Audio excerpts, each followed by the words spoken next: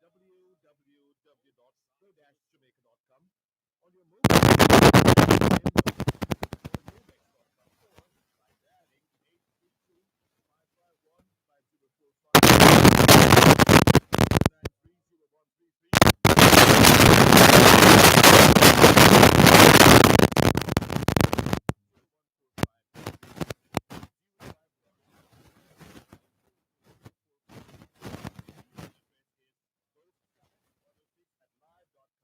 and you can join us on we look forward to receiving your instant messages on MSN or Yahoo and your text messages on 365. So we can listen twice as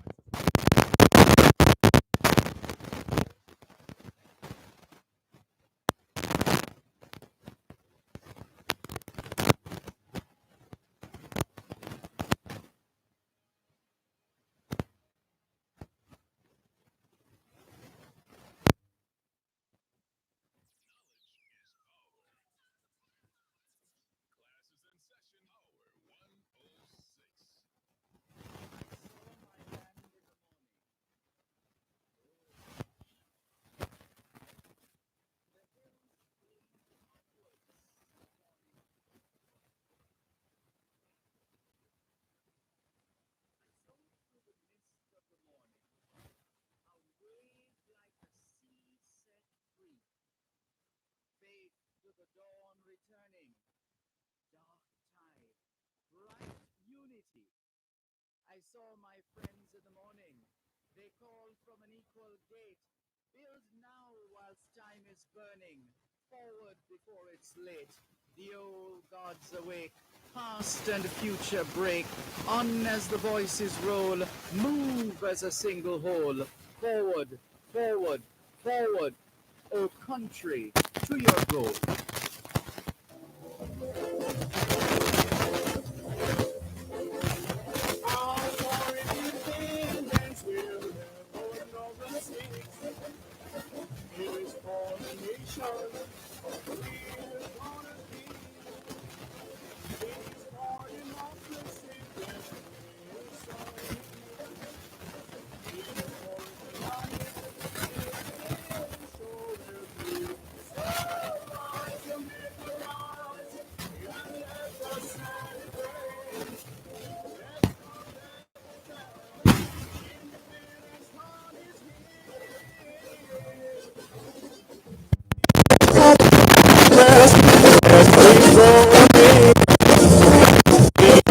Embassy, we'll operate in this morning. There's no running home. Please don't depart the roads that we're on. So rise and make the rise, and let us celebrate.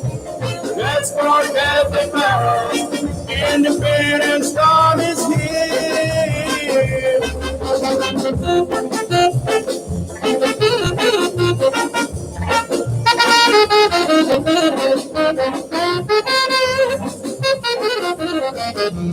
So rise to make the rise, and let us celebrate. Let's forget the past. Independence time is here. It's for equality that we'll all enjoy. And never ever try to destroy. See celebrations, let us all partake. It's for eternity, till then our land will stand. So rise and make a rise, and let us celebrate. Let's forget the past, independence time is here. Rise and make a rise, and let us celebrate. Let's forget the past, independence time is here.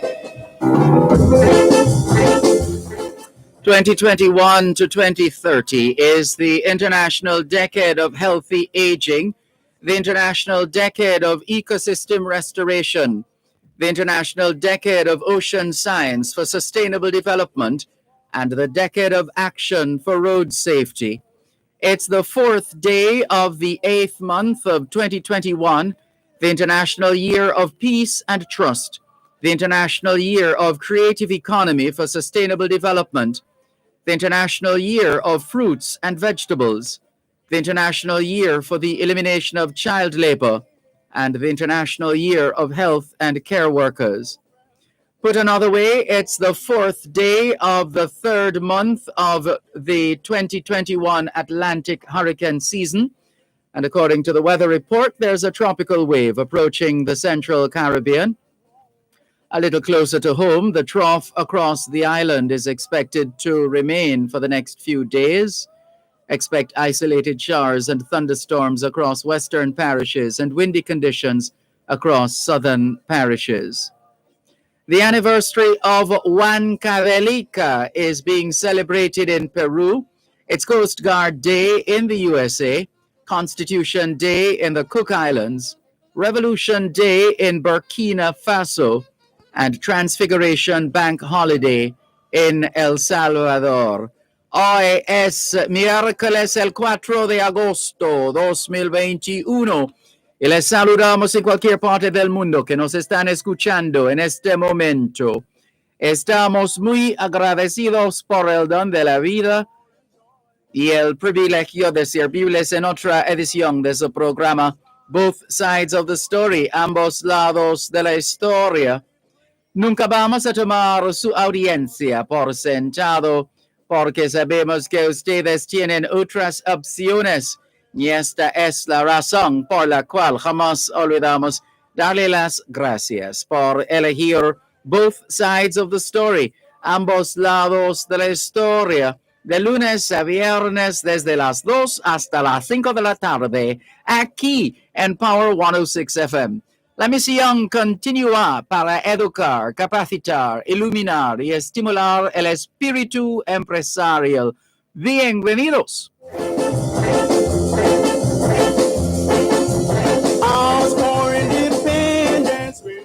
C'est mercredi le 4 août 2021 et nous vous saluons tous qui nous écoutez où que vous soyez dans le monde.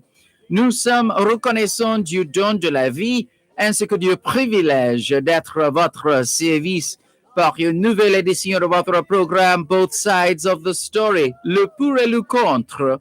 Nous ne considérons pas votre fidélité comme l'un de soi parce que nous savons que vous avez l'embarras du choix. C'est pourquoi nous n'oublions jamais de vous remercier de choisir d'écouter Both Sides of the Story, le pour et le contre, du lundi au vendredi de 2h à 5h de l'après-midi sur notre antenne Power 106 FM. Nous continuons notre mission d'éduquer, d'habiliter, d'éclairer et d'encourager l'esprit d'entreprise. Bienvenue!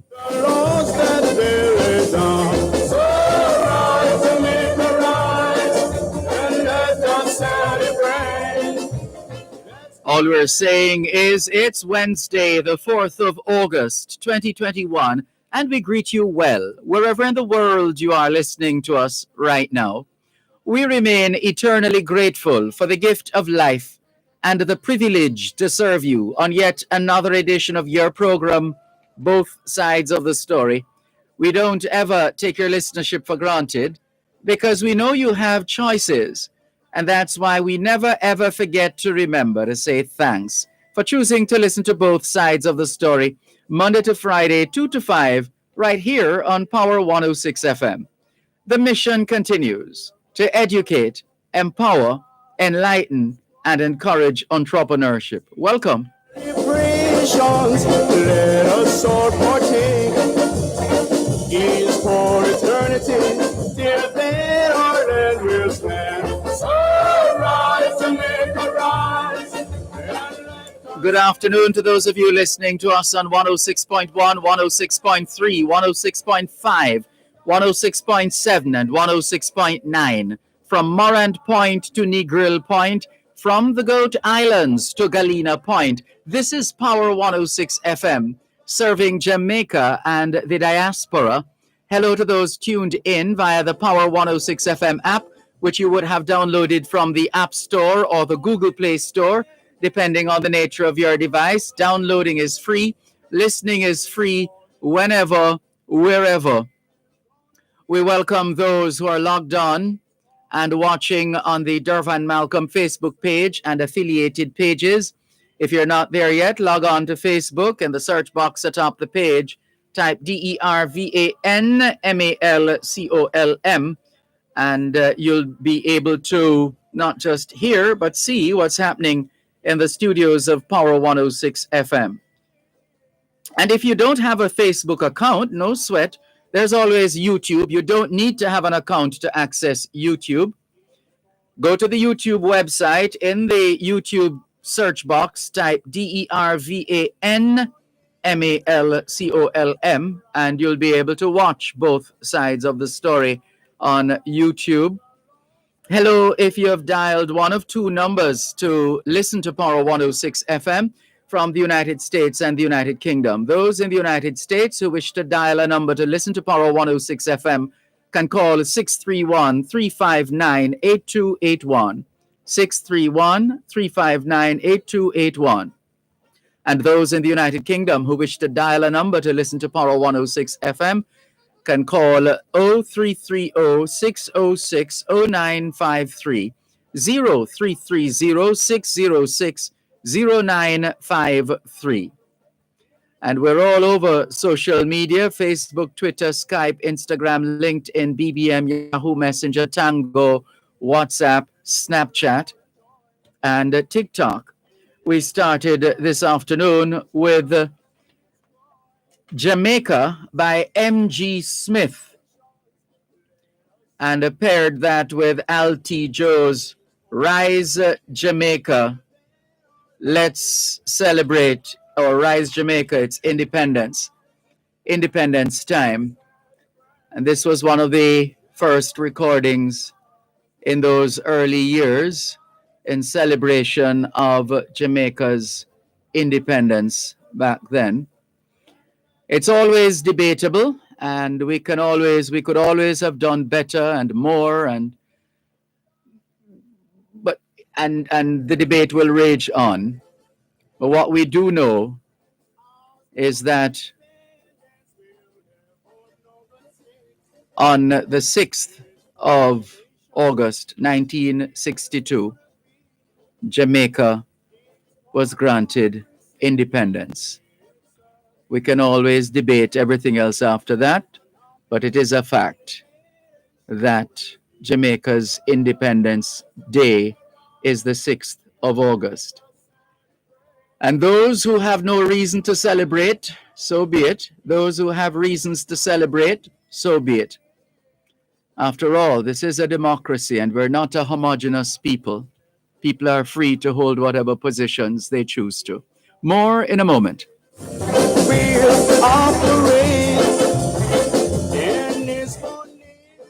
You're listening to Power 106 FM. The time is now 2:15. The following hurricane tip is brought to you by Axia Jamaica Insurance Agency. Check the status of the roof and strengthen where possible by installing storm straps, nail down zinc, replace damaged zinc, and roofing tiles. NIS pensioners. Early encashment continues. Pension order vouchers with payable dates in August 2021 may be encashed as of August 5. Collect all your August payments at your convenience. Simply visit your designated post office. Please note, pension vouchers can only be encashed at post offices. A message from the Ministry of Labour and Social Security.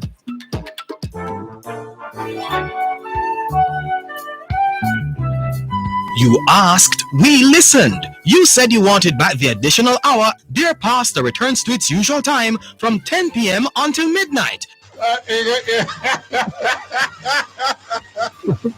Oh boy, Your thoughts on topical issues, relationship matters, questions you want answered, pertinent advice. It all comes together on Dear Pastor with Reverend Dr. Aaron Dumas.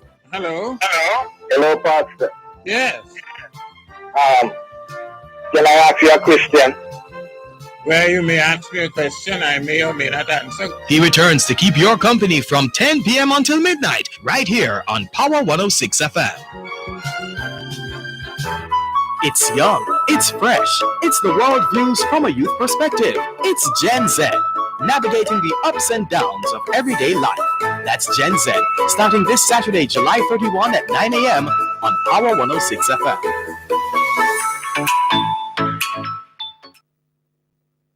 Gonna be is for democracy that misery is for economic independence, so will be. So rise Jamaica, rise, and let us celebrate. Let's go get the best. Thanks a lot for staying with us here on your program, Both Sides of the Story, Power 106 FM. Still streaming live on the Gleaners website, go-jamaica.com. Clarky Bless in Huntstown, St. Mary says, good afternoon, Mr. Malcolm. With regard to the coronavirus, I heard calls for the government to make it mandatory for teachers to be vaccinated. It is said that the vaccinated person can still catch and pass on the virus. What if the people in the teacher's household are not vaccinated? Can the teacher catch the virus and pass it on to the children? Anything is possible, quite frankly. It's a function of how we choose to respond to this pandemic, which has been with us now for 17 months. It really is a function of how we choose to respond, whether we choose to get vaccinated or not, whether we choose to practice the COVID-19 protocols or not, whatever the situation is, it really is a choice. We have that choice. It's a function of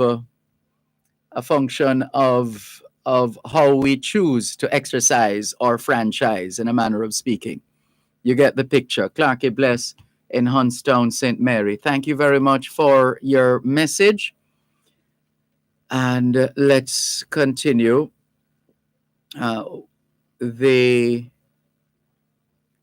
Yesterday, let's just clear a couple of more messages first. Jennifer Stewart says, good afternoon, Sir Dervan and everyone listening. Good afternoon, Jennifer, from Q Road in Kencott in East Central St. Andrew. Velta Wilson in St. Thomas. Good afternoon to you too. Thanks for tuning in. Ricardo in Glengoff, St. Catherine. Thank you for joining us. Hello to all the others who are joining on the various platforms. It's good to have you on board, both sides of the story this afternoon. Wayne says, good day, Dervan, about the vaccine. I hear people, even certain doctors, saying they don't understand why people are not taking the vaccine and saying it is the right thing to do. But even the makers of the vaccine are saying there are side effects. But that's not news, Wayne, about side effects. There are side effects to every single drug. It's a function of how the individual immune system responds or reacts to the medication or the immunization. That is essentially it. When the vaccine takes hold, it's a function of how the body, the individual's immune system responds. And its side effects are pretty common. There's no breaking story there. Anyway, let's continue with the message. So if the vaccine is so good, why does it have side effects? Because, again, it's a function of how the vaccine interacts with the immune system. That's it. That's what, that is the result of that commingling or intermingling is what results in side effects. So those people who are accustomed to taking medication for years now and have experienced side effects, it's pretty normal to experience side effects. There is nothing new or earth-shattering in that. Let's go on. and none of them can tell if it will give me a stroke. Well, we up to this point, we don't know. We have no evidence of that. No clinical trials have well, we are not aware up to this point of any clinical trials which would have been done to see whether there is an effect that could result in stroke, etc. No. So it's, I'm not sure how they can tell you that. I'm not sure how they would be able to tell you that anyway, outside of doing some specifically conducting a clinical trial in that respect. Anyway, the message goes on. If one of them could reassure me that if anything should happen to me where I cannot feed my family, they will take care of them for me. Well, somebody will. The state has a duty to take care of every single individual under its care or on this island of Jamaica. The state has a duty, just as, and it doesn't matter if the people are visiting or they're expatriates, etc. The state has a duty, but the countries from which these people would have come would also have a responsibility, have a duty to see to the needs and the care and protection of their citizens as well. So the state will take care of you and your family, one way or another. Anyway, the message goes on, where if the person who is vaccinated has to wear the mask. Well, we're still learning. And the suggestion is that we should continue for as long as we can, even as data is being gathered.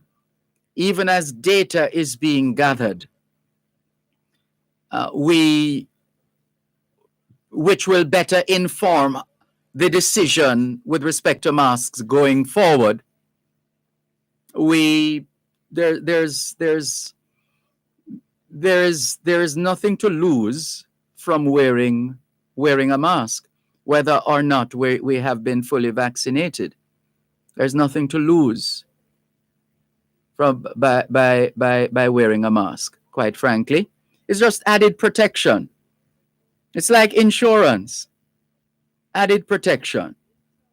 Just in case. Why? Because life happens. So just in case, here's some extra protection. That's it, really. And in a country where we're struggling to get at least 10% of the population vaccinated, it would make sense if you're vaccinated, whether having received 1 dose or 2 doses, it would make sense to continue to practice the COVID-19 protocols. Where's the rest of the message? If the person, we read that already. These people are confused. No, they are not. They are learning like the rest of us. They've been saying it. The scientists have not been walking around and beating their chests to say, we know this and we've got this. They have long admitted from the very outset that they are still learning. And that's why we mentioned the trials. The clinical trials continue even now. Those who have received the vaccines, there are those who have received the vaccines who are part of clinical trials. There are those who are unvaccinated who are part of clinical trials. There are those who have exuded certain side effects who are part of clinical trials. All, put it another way, all of what is happening right now, the situation is dynamic. We're learning as we go along. And the scientists are learning as well. The epidemiologists are learning as well. The immunologists are learning as well. The virologists are learning. The medical doctors in general. We're all learning. We're all learning. But there are some things we know up to this point.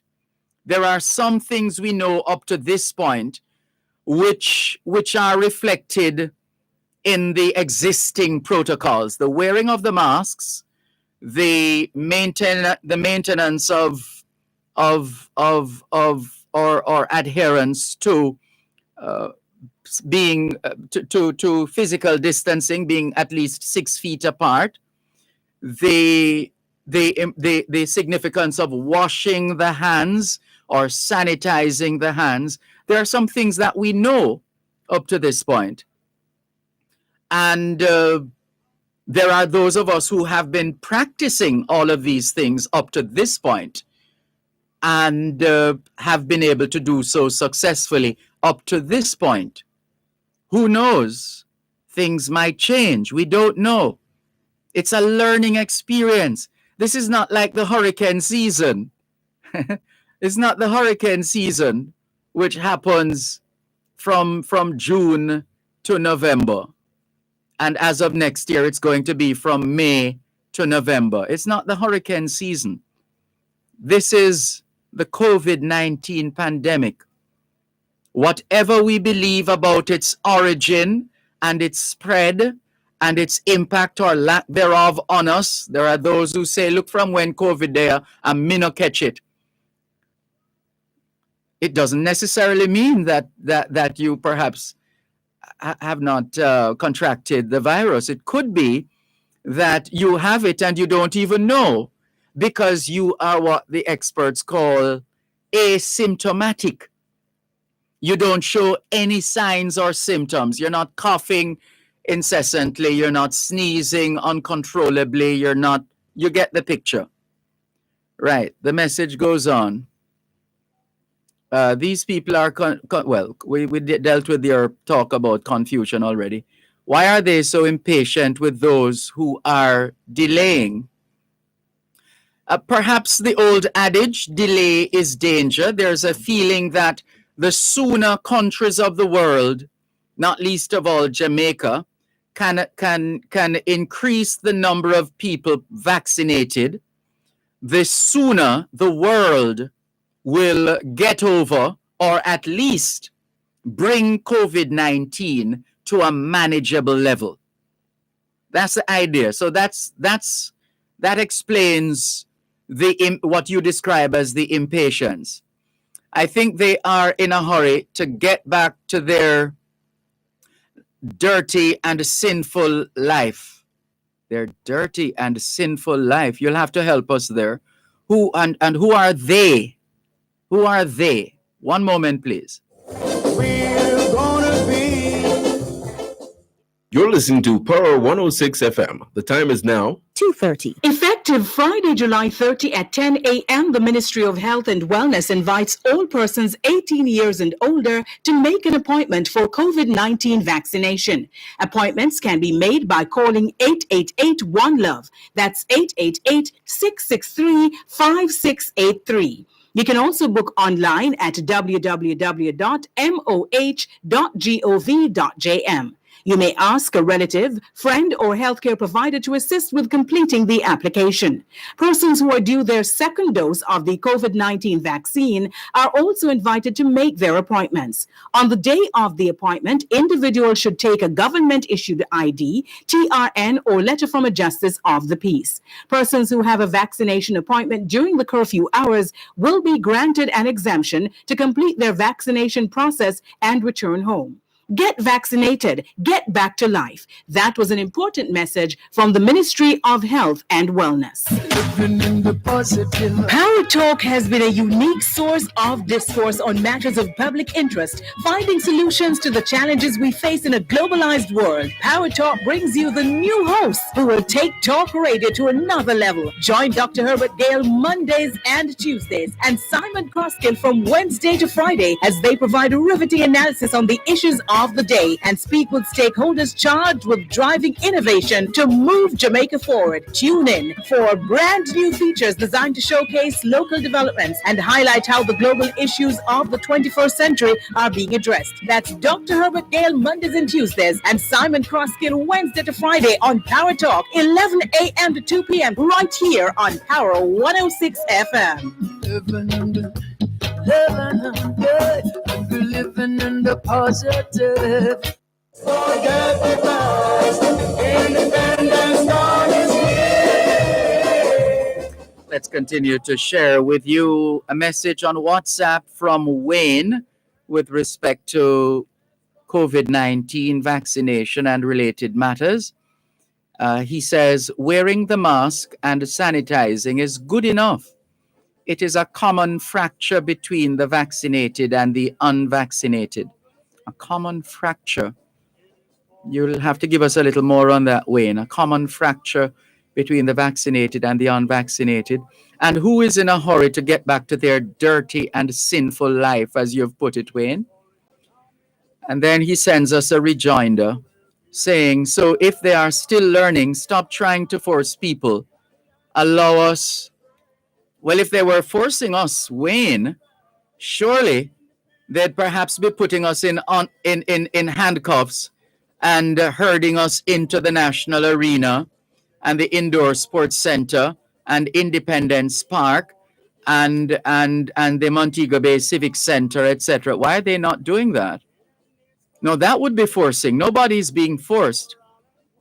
In fact, it would defeat the purpose to be forcing or compelling anyone to oblige. It would actually defeat the purpose. Would be trying to fight fire with fire. And so you're asking, so if they're still learning, stop trying. Yeah, well, we dealt with the forcing. But do you have a doctor, Wayne? I'm sure you have a doctor, or I'm sure you've been to the doctor at some point or another, or a dentist. Do you think the tutelage of the doctor or the dentist is static? Meaning, having learned all they learned in medical school or the school of dentistry, that is it? They haven't engaged in any further learning. Life is not static, Wayne. We're always learning.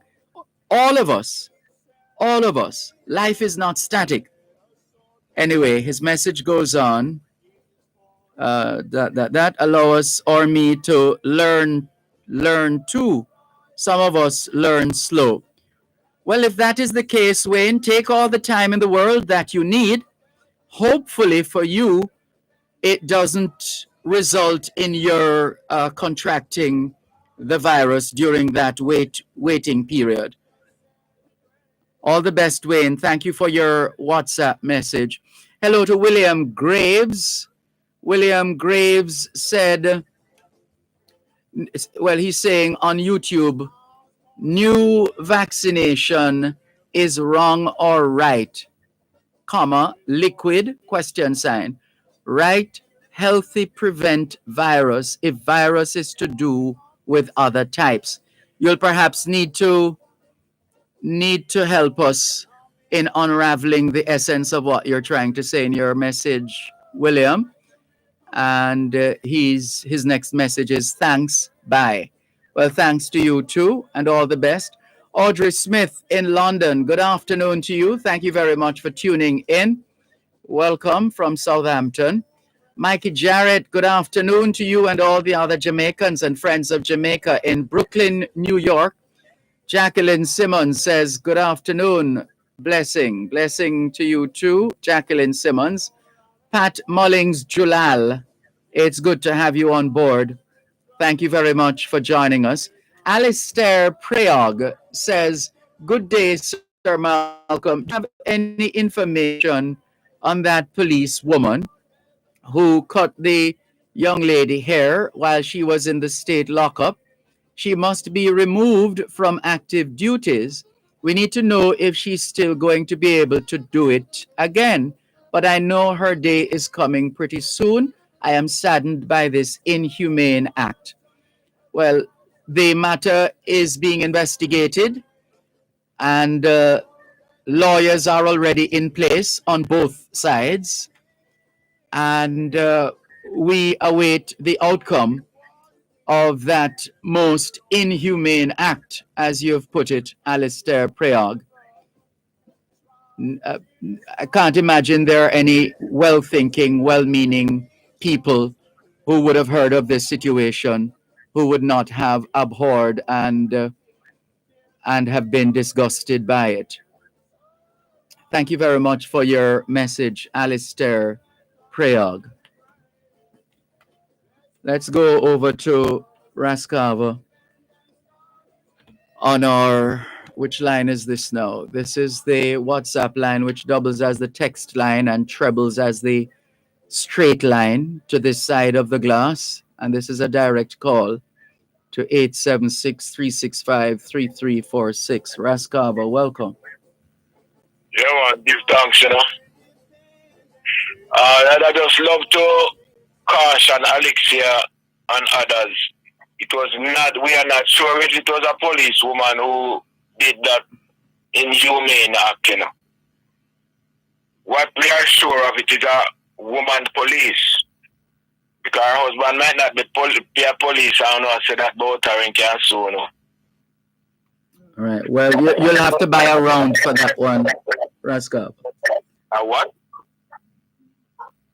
Because it didn't hit the spot. No, I'm saying not every female police is a police is woman, you know. They are women police, not a police woman. We hear you. All right. You see, why the hesitant about this vaccine, you know, which I am one of them, which a lot of people would have known by now, is the lack of information that will change people's mind that is not coming out. Hold on, say that again. The lack of information that will change people's minds is not coming out. What kind of information is that? They are not telling people the basic things about it. So we are still going through the clinical trials, and we will not be able to tell you what it will or cannot do to you, even though it is elsewhere what it has done to other people. And when people get it from other sources and not getting it from their own medical sources, they can think that they're hiding something.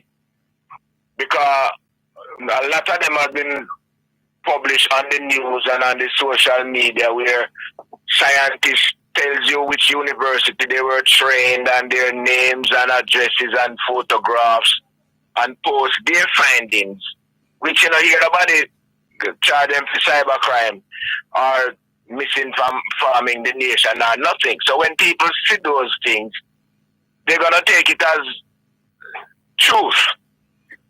And even the trait, the terrible one we are coming now, what they call it? Delta or Lambda? The Delta trait. That they say the vaccine will be of no use to it. No, Raskava, no. I'm not sure where you got that from, Okay, but let me rephrase it. That is palpably inaccurate. Let me rephrase it. The vaccine would have little or no use to that trait. One study I have read and heard indicating that with the Delta virus, if you have received one dose of the vaccine, I think this is the Oxford AstraZeneca vaccine, your protection is 33%. If you receive the second dose, that moves up to, I believe, 95% or something to that effect. Against the trait that against the Delta strain. When them say it might be here, but they are not sure. Yes.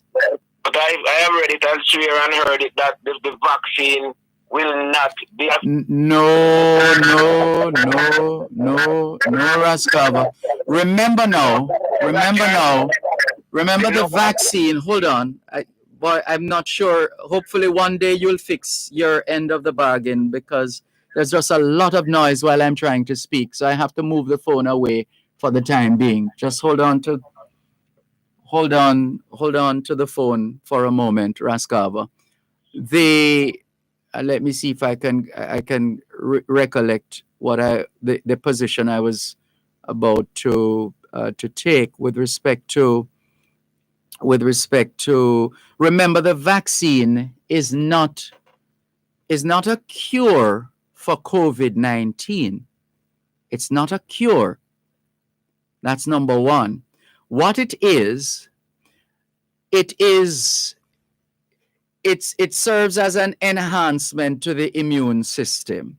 So it's supposed to help the immune system to better deal with COVID-19, which means it should help to minimize the instance of the individual becoming terribly sick as on account of COVID-19.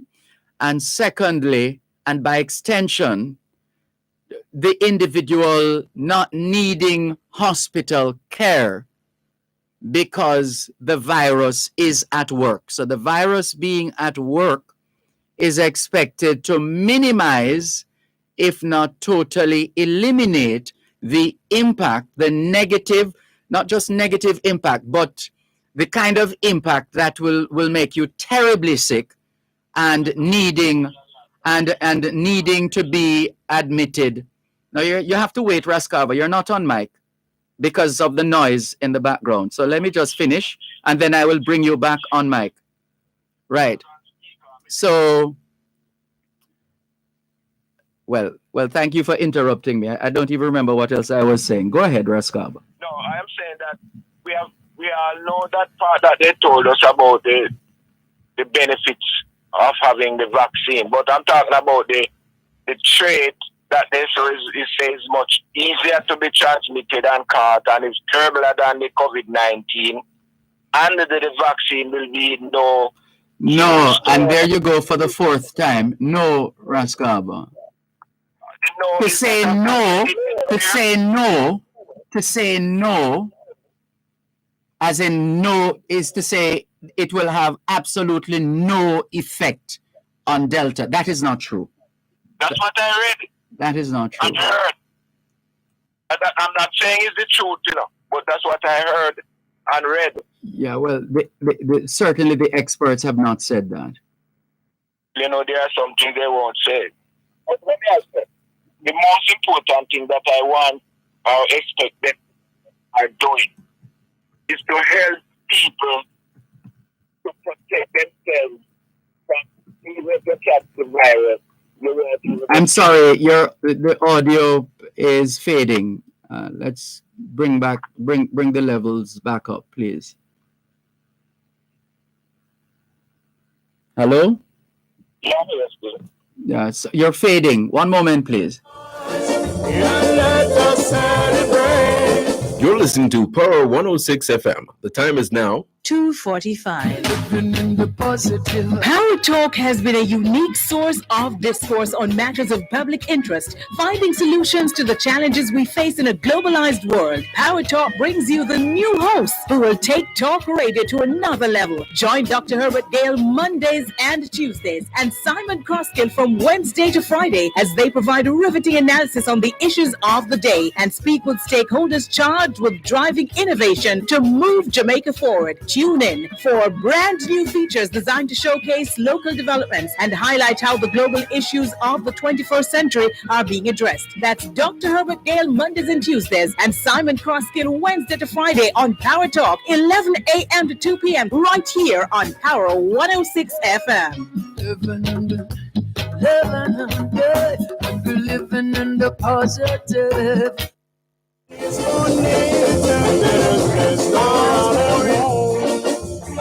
Please don't depart the roads that weary down. So rise to make the rise, and let us celebrate.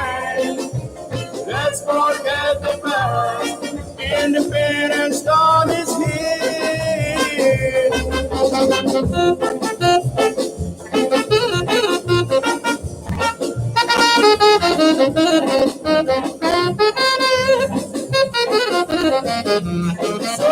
Rise, Jamaica, rise. Thanks for staying with us here on your program, Both Sides of the Story, Power 106 FM. Yes, Rascalvo? Yeah, I was saying that, as gone to what I learned again, is that the vaccine is traits of the same virus they injected in the vaccine to form an antibody to fight against the virus if and when it may enter your body. So I'm saying that now what the government should be doing is to promote ways and means that people can use nutrition to build their immune system that will give it a higher resistance against the COVID, the traits, or any virus that enters the body.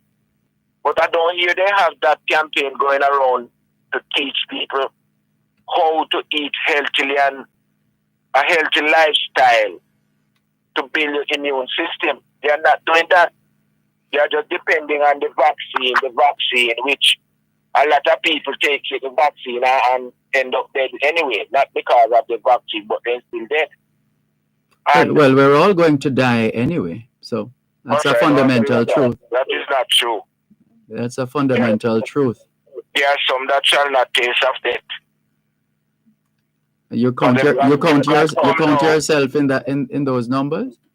I don't know, because if God come now, I can find everybody where they are alive, same way, won't he? See. According to your reasoning. No, I said the government need to have a healthy eating campaign, man, going around along. No, we agree. You have raised this matter before here, and you're perfectly correct. And that should be part of it. I've heard it, but not in as strong a way as the call for people to be vaccinated. I've heard maybe once or twice some mention with respect to the need for us to boost our immune system by virtue of what we eat and how we take care of ourselves. So that is a point. That is a point worthy of note. And they should not use that pyramid that they always use on chart to promote that healthy eating, because it's not going to build your immune system to the point of giving it that resistible strength. So they have to use more plant-based and less flesh eating, and use more plant-based. Pick from the trees and pluck from the earth and let the animals give birth. That should be the tagline. But you should copyright it and give it and sell it to the Ministry of Health, or give it as a gift to Jamaica. You see what Rasta know that will help the brothers and sisters, man. You know, money can't pay for, so we just share it. Very good. You know, and exercise is a very, very important part to get your heart rate going at a rate that the other organs will love it, because it will be supplying them with the blood that it needs to function. Yes. They don't have to be physical like them they were at the Olympics. Bless up representatives at the Olympics. Yeah. You can sit even on a chair and you do your exercise. You can stay in the bed and do it, but you must do some exercise to have your heart working at its maximum. Yeah. Thank you, sir. Thank you very much. All the best. Take care. This is your program, Both Sides of the Story, Power 106 FM. And once again, just to confirm, if there are those still in doubt, on the question of will the current COVID-19 vaccines work against the Delta variant, the answer is absolutely yes. The vaccines, it is known as a fact that the vaccines protect people against the Delta variant. But a single dose doesn't offer as much protection. So you're going to need more than just one dose in the case of the 2-dose vaccines. And therefore, it is vitally important to follow up and get that second dose. Right. Thank you very much.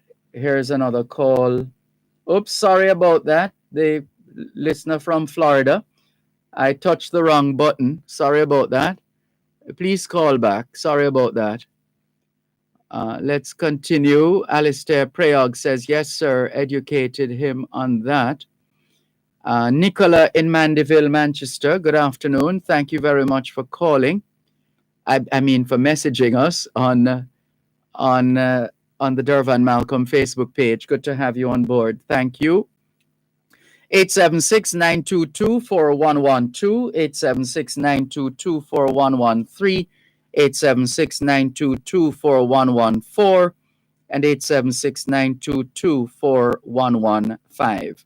The text line is the same as the WhatsApp number, which means you can not only send us your text messages, your WhatsApp messages, your voice notes, but you can also call us on WhatsApp, and we'll be happy to take your calls. Yesterday we were sharing the history of the breadfruit in Jamaica, and we want to pick that up by moving from the breadfruit to the ackee. Ackee is derived from the original name Ankye, Ankye, A-N-K-Y-E, Ankye. So ackee is derived from the original name Ankye, which comes from the Twi language of Ghana. Hope we're getting that. It's spelled T-W-I, and the pronunciation guide suggests calling it Chwai, C-H-W-A-Y, Chwai, T-W-I. So the ackee is derived from the original name Ankye, A-N-K-Y-E, which comes from the Twi language of Ghana.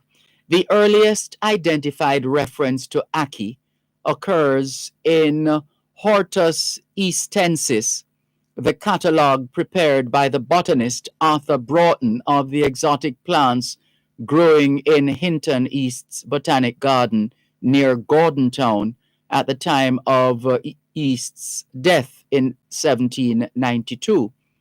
In that listing, Broughton gave no scientific name and simply called the plant the ackee. At that time, the spelling was A-K-E-E. So the spelling coming from A-N-K-Y-E to A-K-E-E. Let's read on and see when A-K-E-E became what we know it today. Apparently, Mr. East got the plant from a Dr. Thomas Clark in 1778. So how did the ackee get to Jamaica?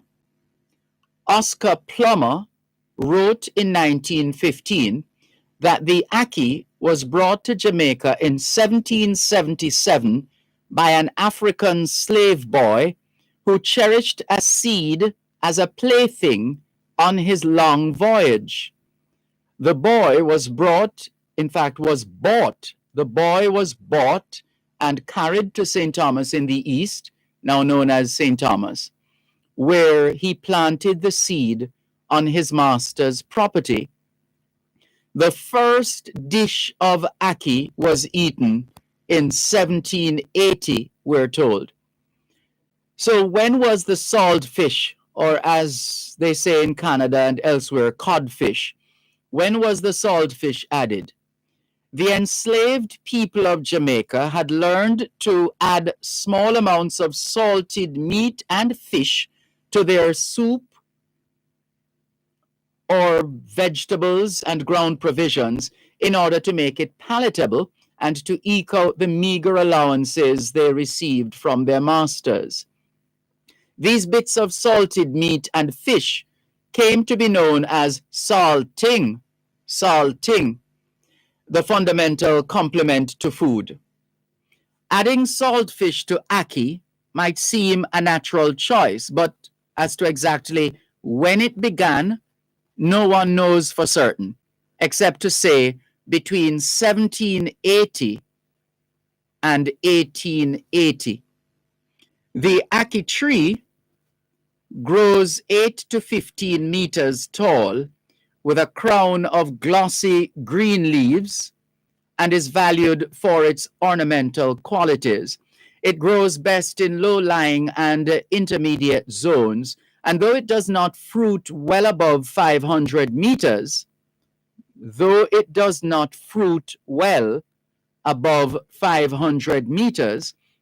it tolerates drought and succeeds on most soils, even stony ones.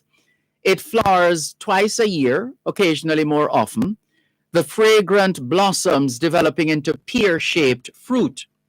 When ripe, the fruit is red or a yellow-tinged red and splits open to reveal 3 fleshy yellow arils, A-R-I-L-S. That's the thing that we eat. The yellow, right? The ackee, what we regard as the ackee, the yellow thing that we eat, right? It's referred to as yellow arils, A-R-I-L-S, and each with a shiny round black seed at its end. It is the aril that is eaten. That's what we eat, the aril of the ackee, A-R-I-L. The fruit can be poisonous at certain stages of development. The ackee must be allowed to open naturally on the tree in order to avoid its toxicity. Let's repeat. The ackee must be allowed to open naturally on the tree in order to avoid its toxicity.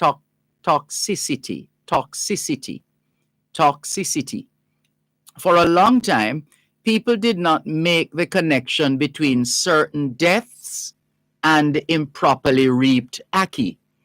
In 1877, a child living on Ellison Road in Kingston died soon after eating raw ackee, and it was proposed that a coroner's inquest would be held to find out if ackee was poisonous.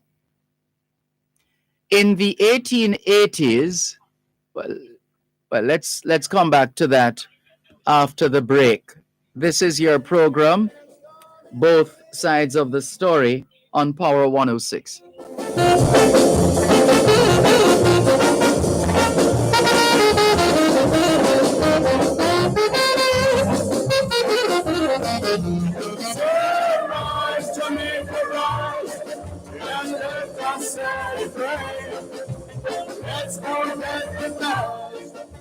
The Time by Medical Disposables and Supplies Limited, an official distributor of 3M Healthcare Solutions, 83 Hagley Park Road, Kingston 10, is 3 p.m. Dr. Jackie Campbell is on call Wednesday evenings at 8 with Powering Your Health. Make your appointment. This Wednesday, August 4, medical doctor Owen Bernard will join us to share useful information on feet and diabetes.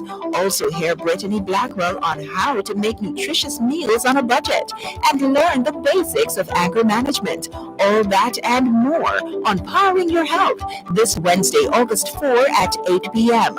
only on Power 106 FM. Powering Your Health, a fresh perspective on matters affecting your overall health and well-being. Independence will never know the six. It is for the nation we're gonna be. It's for democracy that makes us free. It's for economic. Thanks a lot for staying with us here on your program, Both Sides of the Story, Power 106 FM. Let's continue the story of the ackee. In 1877, as we said, a child living on Ellison Road in Kingston died soon after eating raw ackee, and it was proposed that a coroner's inquest would be held to find out if ackee was poisonous. In the 1880s, cases were reported of people dying less than 20 minutes after eating unripe ackee. Although what was first called vomiting sickness and its association with the eating of ackee was first noticed around 1880, it did not come to prominence until 1914. By 1917, there were calls for the cutting down of ackee trees, and again in the 1940s. By the early 1950s, a team led by Dr. Cicely Williams identified the cause of vomiting sickness as due to the hypoglycemic effects of unripe ackees on poorly nourished children. Let's repeat for emphasis.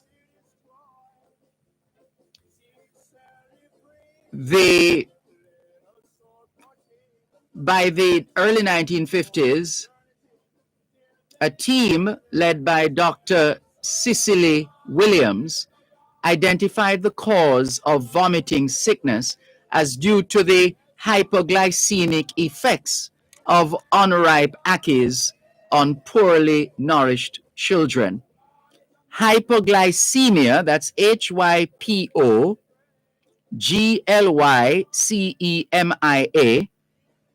hypo, HYPO, glycemia, GLYCEMIA. Hypoglycemia is a condition in which your blood sugar, that's glucose level, is lower than normal. Glucose is your body's main energy source. Hypoglycemia is often related to diabetes treatment, but other drugs and a variety of conditions, many rare, can cause low blood sugar in people who don't have diabetes. And you could read on your own more about hypoglycemia.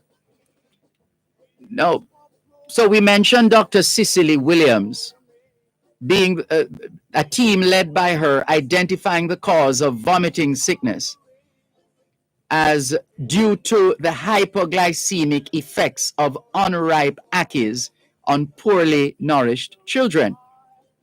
Please allow us to pause here and pay tribute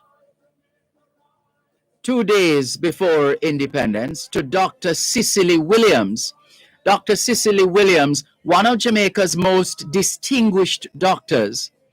Dr. Cicely Williams was born on the 2nd of December in 1892 at Enfield near Betheltown in the hills of Westmoreland. She died on the 13th of September 1992 at the age of 99.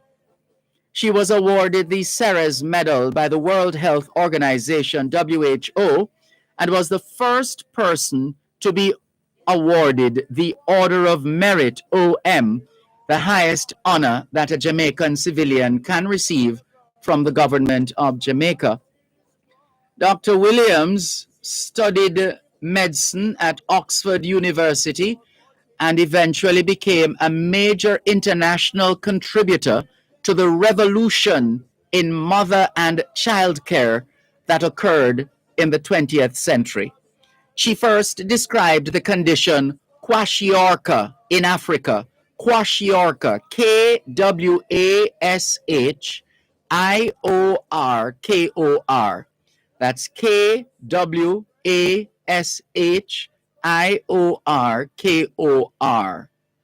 Kwashiorkor. Jamaica's Dr. Cicely Williams was the first to describe the condition kwashiorkor in Africa. Dr. Cicely Williams was the first maternal health advisor to the World Health Organization. She was the first woman to be given the honorary fellowship of the Royal Society of Medicine. She was a pioneer in the promotion of breastfeeding, much to the chagrin of baby food manufacturers. So she was the first essentially to say the breast is best in terms of nutrition, nourishment, and feeding of our infants. And the people who made the infant formulas were not very happy with that. Back then, they weren't happy with that at all because they wanted the mothers to start feeding the formula to the babies as soon as they were out or needed some food. So this Jamaican from Westmoreland, Dr. Cicely Williams, was the first. She was a pioneer in the promotion of breastfeeding because she would have done her homework to know the impact of breastfeeding on a child's development. She was captured by the Japanese in Malaysia in the Second World War and spent a year in a prisoner of war camp, first as a doctor and women's camp commander, later in solitary confinement in a metal cage. On her return to Jamaica, Dr. Cicely Williams was appointed by the government director of a committee set up to improve childcare and investigate the causes of food poisoning. This work between 1951 and 1953 resulted in the findings which made the connection between vomiting sickness and the ackee. Now let's get back to the ackee. There are two varieties of ackee, butter ackee and cheese ackee. Two varieties of ackee, butter ackee and cheese ackee. The national dish, as we know, is ackee and saltfish, or as the Canadians would say, ackee and codfish. The national dish is ackee and saltfish, but it wasn't always in that order. What is now ackee and saltfish started out as saltfish and ackee. So that's how we used to refer to this national dish. It used to be known as saltfish and ackee. The earliest known references to saltfish and ackee occurred in 1889.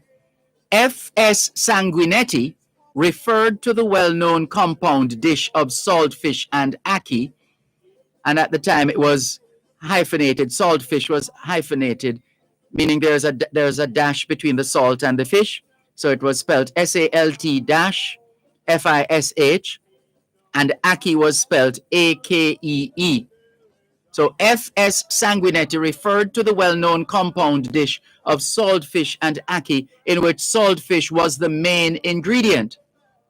The first example identified from the Gleaner comes from 1893 in the introductory stanzas of a poem, The Spanish Town Gala Days, by an unknown author, comparing Jamaica's fare with that at Chicago.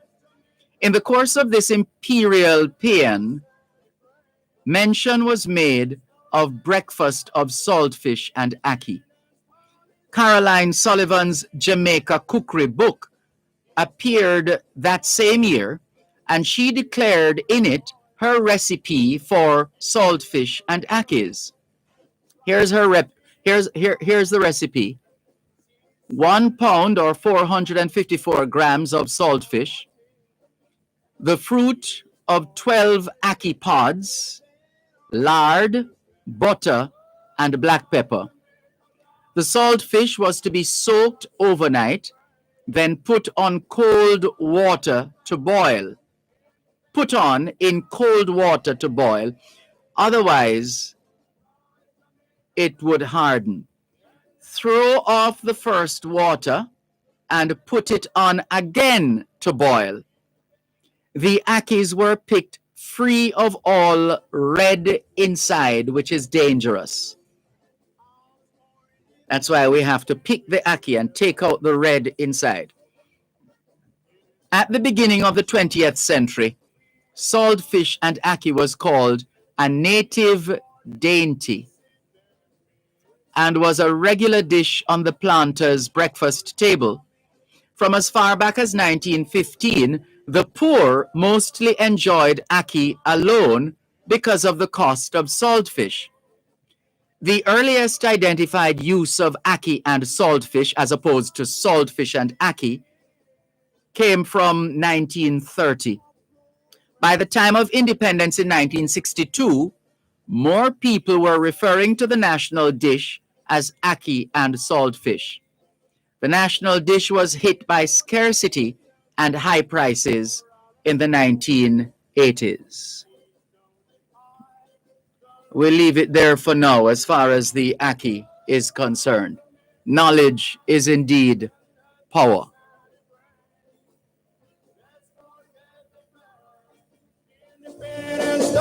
Knowledge is...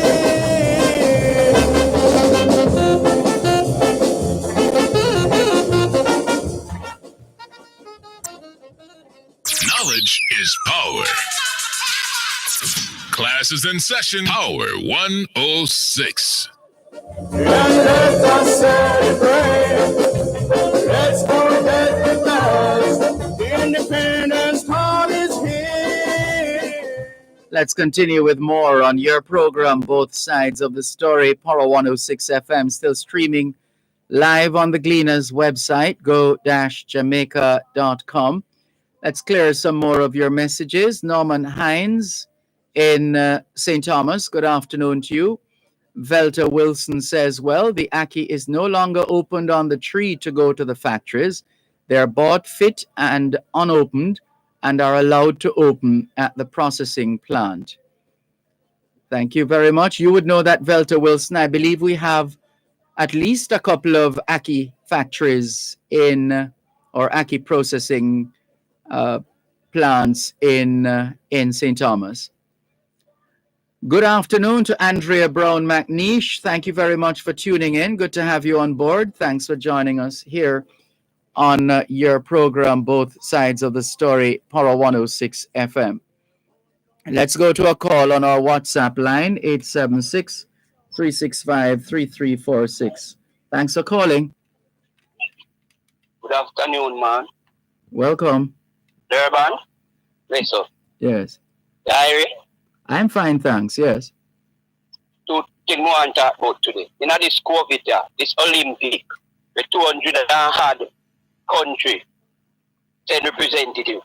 I don't know if two. And COVID, so that sounds like more. 124 country. Or maybe you might want to say states. I don't know about 224 countries. You want to say states or whatever. And this is COVID. A fool for interest. After COVID is so dangerous. You believe COVID is dangerous? I didn't realize you believe that COVID is dangerous. One moment, please. 1 moment. You're listening to Power 106 FM. The time is now 3:15.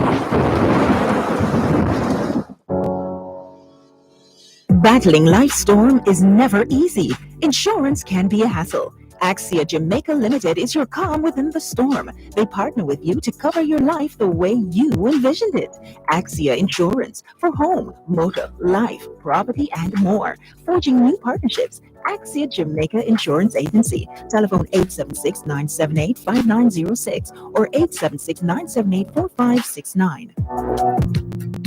Sundays, Tuesdays, and Thursdays, join the Gleaner for an independence edition of the podcast Impacting Jamaica. Starting July 25, explore all things Jamaican as we celebrate, motivate, and uplift at every level. Listen on SoundCloud at The Gleaner Jamaica or visit www.impactingjamaica.com. Impacting Jamaica, celebrating you. It's young, it's fresh, it's the world views from a youth perspective. It's Gen Z, navigating the ups and downs of everyday life. That's Gen Z, starting this Saturday, July 31 at 9 a.m. on Power 106 FM.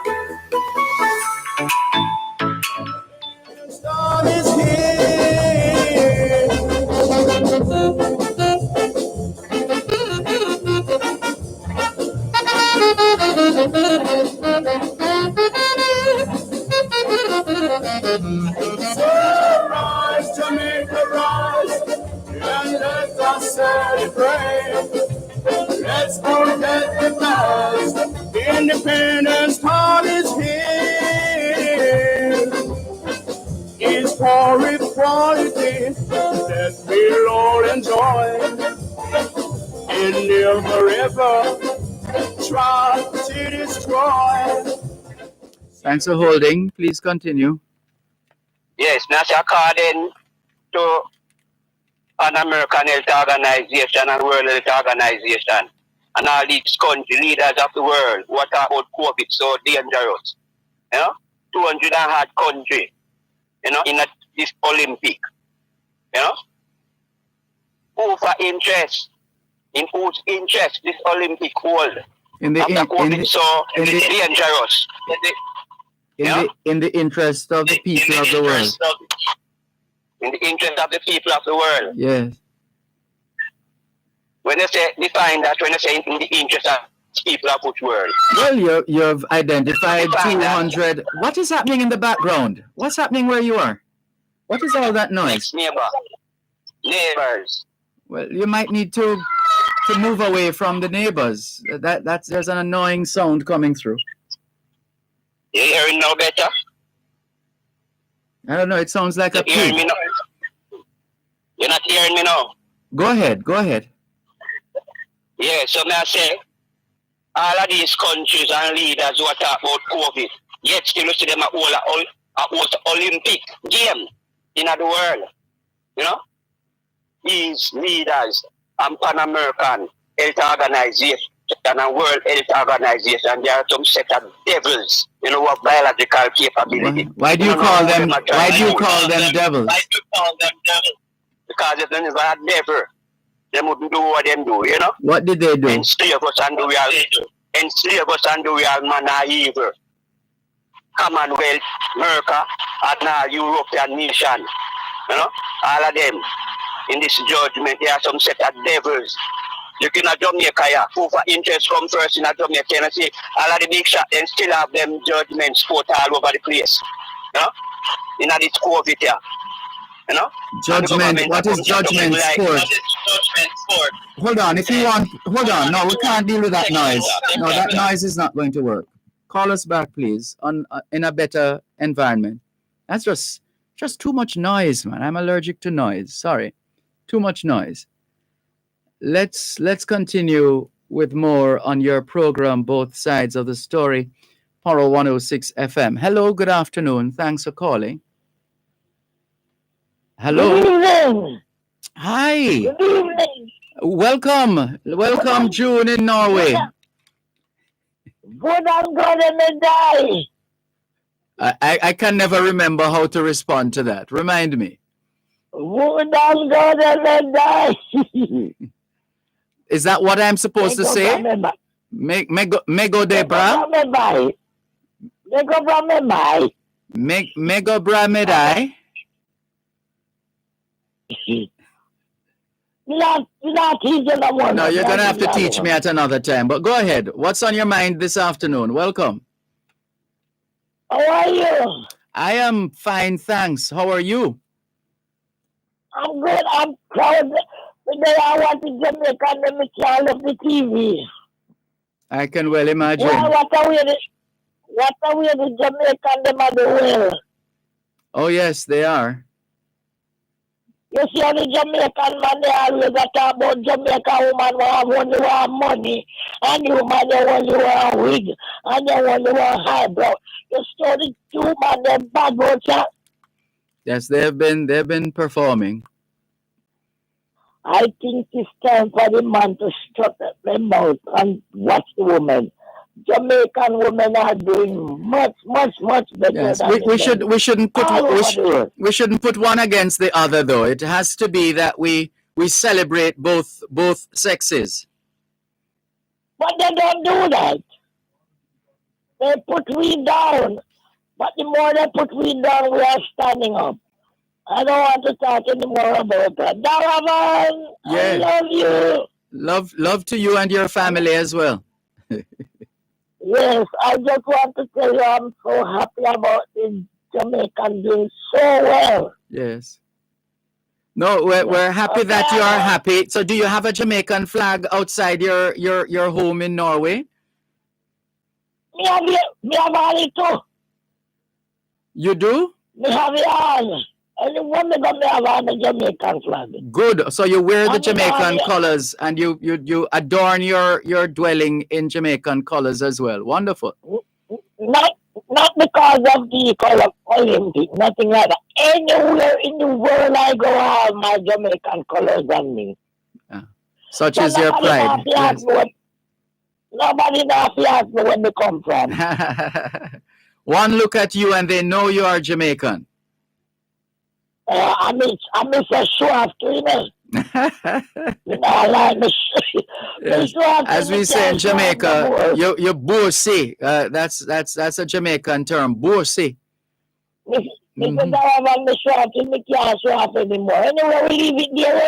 Thanks for the call. Love you. I love my Jamaican. I hope the best. I wish the best for one another. Yes, indeed. We join you. Talk. That's thanks, right? Talk. Okay, I'm gonna say one more thing before we leave now. Yes. I say, choose and talk. That means I thank you a lot. I thank you a lot. Choose and talk. Thanks a lot. Yeah. Yeah. Thanks for the call. Choose and talk. I got it. Thanks a lot. All the best. This is your program, Both Sides of the Story, Power 106 FM, still streaming live on the Gleaners website, go-jamaica.com. Angelia Christian is calling us on the WhatsApp line. Hello, Angel. Do you want to be on the air? Why not? Hi, all right. How are you? Well, you're live. I'm fine, thanks. How are you? Hi, I'm good. I'm looking forward for my event coming up, the Expo, Jamaica Expo. I wonder, you want us to? We have a slot which became vacant a few hours ago. That's our diaspora check-in slot at 4:30 Jamaica time, which I believe is 10:30 p.m. your time. Is that right? When tonight? Yes. Are you able to? Yes, why not? Put me in. All right. So we'll call you back in 1 hour and 40 minutes. Sure, that's fine. Thank you. All right, no problem. Take care. Thank you. Yes. Bye. Bye. This is your program, Both Sides of the Story, Power 106 FM, still streaming live on the Gleaners website, go-jamaica.com, live on your smart devices all over the world. Hello, good afternoon. Thanks for calling. Good afternoon. Yes, there you are. I'm still hearing that sound in the background. No one there, so no partner there. I don't know what's happening, but there's that whistling sound in the background. You hear it better now? Yeah. Well, we'll try to suffer through the sound to hear what you're saying. But it's not going to be a long conversation with that noise in the background, though. Go ahead. All right. Yeah. So me I say, this COVID, when you look on it, you can see all of these world leaders, they are general and tricksters, you know. Why? Can you give us the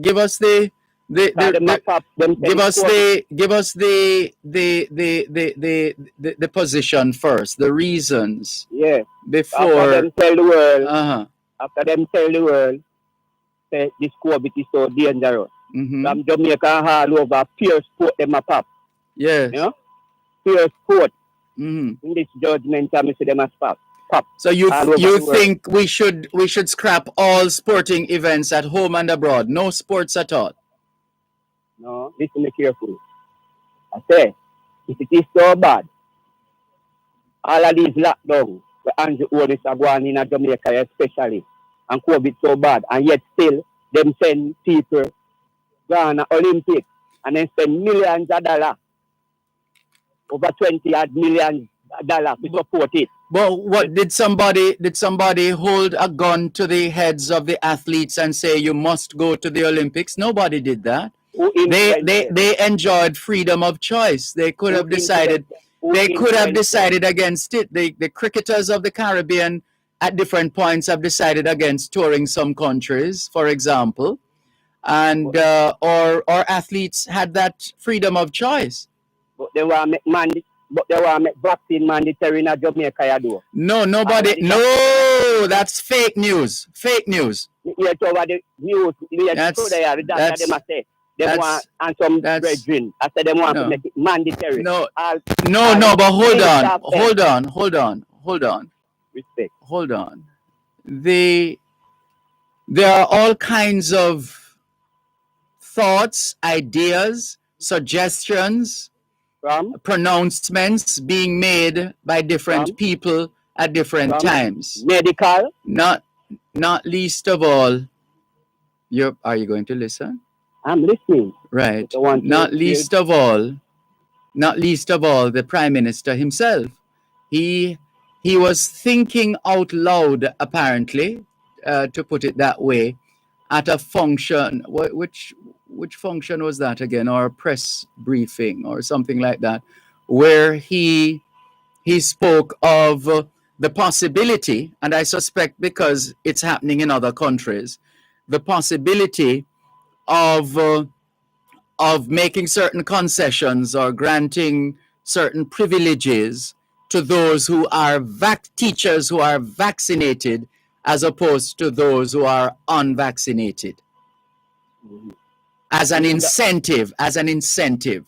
It's that the Honorable Prime Minister speak as a hypocrite. On the 29th of April, him said, sorry, go ahead. Jamaicans at some point in time went to catch COVID. So they know something where the people them don't know. Don't matter about lockdown and do all. No, but he can only speak. Hold on. If anybody, whether Prime Minister or President or Minister, is going to speak at the national level on a subject like COVID-19, they can only speak about COVID-19 in accordance with the advice and the information and the facts they would have been given by the health professionals. No, you're talking. Listen to me now. Did you hear the health professional in Jamaica say the government of Jamaica here don't follow them advice? No, I didn't hear that. Did you hear that? No, that would have been a breaking story on all the newspapers and all over radio and TV. The medical say when them no, make a distinction now. If you're the medical advisors to the Prime Minister of Jamaica would never ever come forward because of the nature of their work and say that they gave advice and the advice wasn't followed. That doesn't happen anywhere in the world. I hear it on the radio. One moment, please. Let us all partake. You contribute directly to Jamaica's national development when you pay your customs duties. Let's all do our part in keeping the wheels of our economy turning. The time by the Jamaica Customs Agency is 3:30. It's young. It's fresh. It's worldviews from a youth perspective. It's Gen Z, navigating the ups and downs of everyday life. Saturdays at 9 a.m. on Power 106 FM.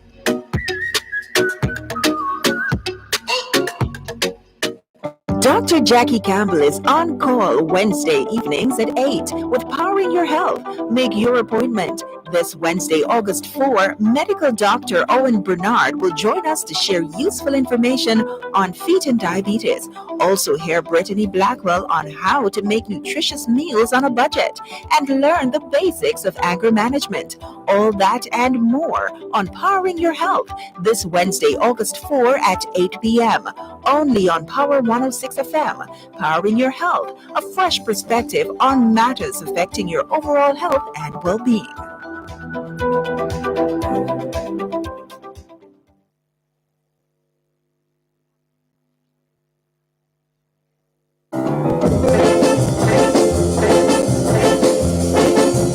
Ours for independence, we'll never know the six. Thanks a lot for staying with us here on your program, Both Sides of the Story, Power 106 FM. What you perhaps heard would have been medical professionals like Dr. Winston Davidson, like what's the other gentleman's name from UTech, and those who can speak publicly, who can agree or disagree publicly with the positions taken by the Prime Minister and his team. Those are the people that's perhaps what you heard in the news, but you would never, ever hear Dr. Jacqueline Bisesa Mackenzie, Jamaica's chief medical officer, stating publicly that she gave advice and the Prime Minister didn't follow her advice. You'll never hear that. You know why? Because that is the nature of the relationship between an advisor and an advisee. Yeah. So may I say, because them have she like a little puppet No, that's being disrespectful. The Dr. Bisesa Mackenzie is a professional. Dr. Bisesa Mackenzie would have availed the Prime Minister of her professional advice. She is not the only advisor the Prime Minister gives an ear to.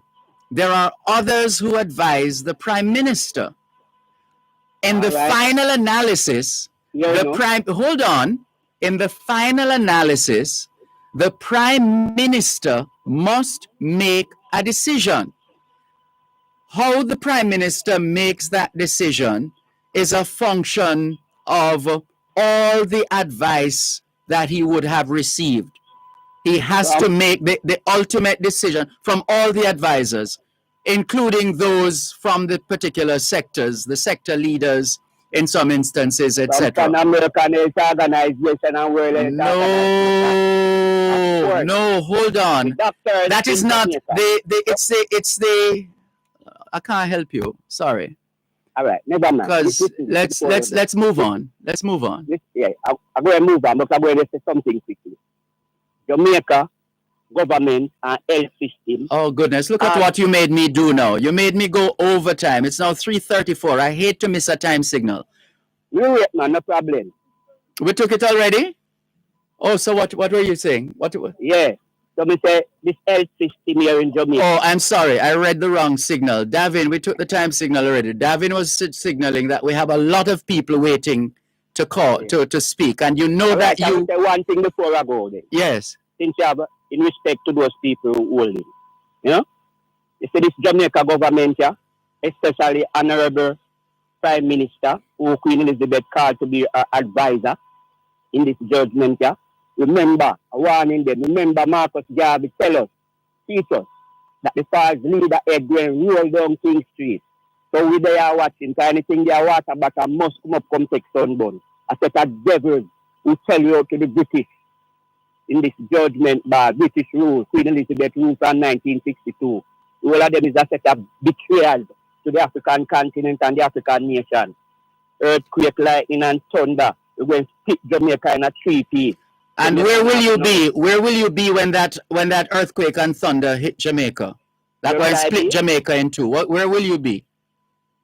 We will be singing. We are out on the ocean, sailing to our home behind. No, but how would you know when to get out there? I mean, you don't think you can get caught? Be careful of what you wish for. You just might get it. All of us might get it, including you. The Almighty speak it and it must be done. Marcus Garvey, right. So Christ in Jamaica speak it and it must be done. Yeah, but be careful what you wish for. You just might get it. All right. Remember, be careful what you wish for. You just might get it. Remember, all right. Thank you very much. Thank you. I think we have been more than generous to you in terms of the time. Let's go to the phone lines. The other callers. Hello, good afternoon. Thanks for calling. Yes, hello, afternoon, Mr. Malcolm. First time on your program. Good afternoon. Thanks for joining us. The line is a little noisy, but we'll try our best. Go ahead, please. Okay. I would like to talk about the statement that the Prime Minister made the other day Which teachers, one of them? The teachers, when you said that from the persons who is vaccinated, the teachers who are vaccinated would be treated differently. No, he wasn't stating a fact. He spoke in a contemplative mood, in a contemplative way, meaning as a means of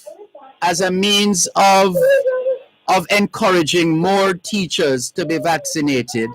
The thinking was, what if we were to have a situation, or we're considering a situation perhaps we have to consider a situation where vaccinated teachers are given certain incentives. The idea behind that meaning that will hopefully encourage more teachers to get vaccinated. Now, such a system would need the input and the involvement of the Jamaica Teachers Association. And so it would be suicidal for any Prime Minister of Jamaica, whether this one or any other to come, to take that position with respect to our teachers. The teachers union, the JTA, is perhaps the most powerful union in Jamaica. Yes, sir. So he would make such a decision at his own risk. Yeah. Is that it? Okay. I am saying, Mr. Sir, that the teachers, see, they need to go out now, full time, because we have a special needs child, and I'm a teacher from September. I only hear from that teacher. I have to call the teacher and ask the teacher what is going on. Right? Yeah, that's on the face of it. I don't know enough, but on the face of it, we would hope that it's not a discriminatory position that teacher would have taken, with the mindset that thinking less of your child by virtue of whatever physical or intellectual disabilities, thinking less of your child to the point where that teacher is not communicating with you to keep and communicating with your child to keep the lines of communication open. That's not a good thing at all. It's a good thing at all, sir.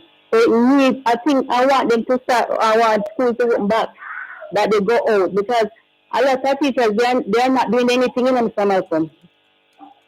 We have really well, careful. When you use absolute terms like nothing, you undermine your argument. To say the teachers are doing nothing. No, I'm saying some of them, they are not doing nothing much. Nothing much. We have cousins. No, in relation to what? Doing nothing or nothing much in relation to what? Nothing much, because you hardly... In relation to what? I'm just trying to help you to make the point. You're in relation to your own experience with your child and that child's teacher. My own experience. Yes. My own experience, because my daughter, she's a special needs child. Yes. I had to collect the notes from the post office. Yes. Right, and sometimes I say my daughter go do tests. I mean, hear some teacher after much months. My husband all of you call teacher. I ask teacher, oh, we don't hear nothing. Well, have you reported the matter to the principal of that school? No, I didn't report. No, but this is it. This is the accountability is key. If the teacher or teachers are not doing what they are supposed to do, they must be made to understand in no uncertain terms by you and your husband as parents of this child that you are not satisfied that they're delivering what they're supposed to for your special needs child. And if they don't improve upon their performance and their treatment of your child, then the next step would be to report the teacher or teachers to the principal of the school. It's about accountability. The principal should then, once that report is made, investigate and come to a decision or make a decision that is in the best interest of your child. And a lot of us as teachers and we tend to forget that without the students, there is no school. Yes. Without the students, there is no school. And therefore, the kind of education that we impart in this country must be a student-centered education, all about the student, not about us. So that's what I would suggest at this stage. The principal needs to know that this teacher, or if it's more than one, these teachers have not been fulfilling their end of the bargain. Because I'm sure you don't send your child to school for free either. There has to be. I have to pay for her, no, because she's a special needs child, so therefore she can go. That's the point I'm making. That's the point I'm making. So these people, if they're failing to do what they are being compensated to do, what they're being paid to do, then it means they're collecting money under false pretense.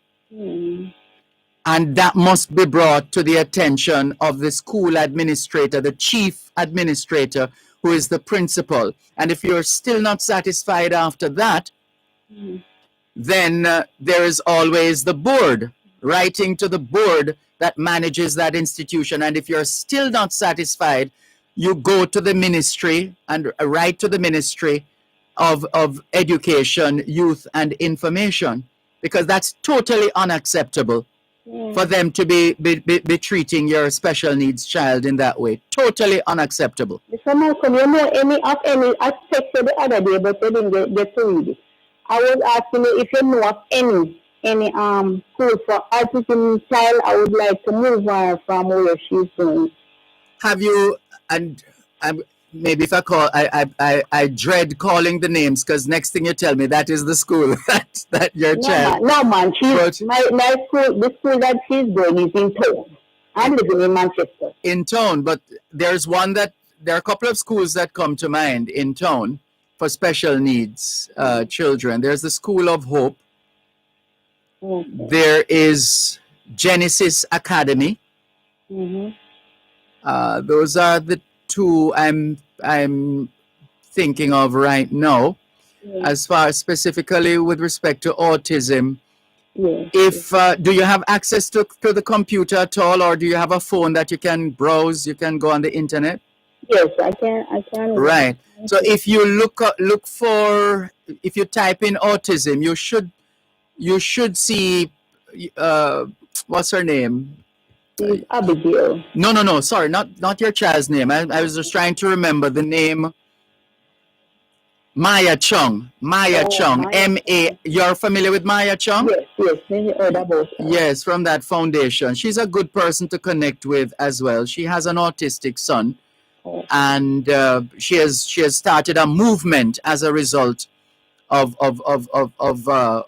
having an autistic child. Okay. And so she's a good person to connect with, I would say. But try one of those sources, and let's know how it goes, please. All right, then. So right. Thanks a lot. Yeah. Thanks for the call. Take care. Bye.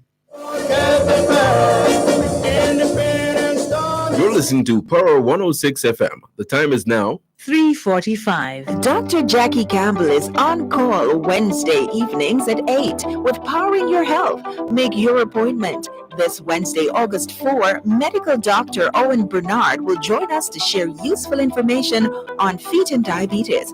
Also hear Brittany Blackwell on how to make nutritious meals on a budget and learn the basics of anger management. All that and more on Powering Your Health this Wednesday, August 4 at 8 p.m. Only on Power 106 FM. Powering Your Health, a fresh perspective on matters affecting your overall health and well-being.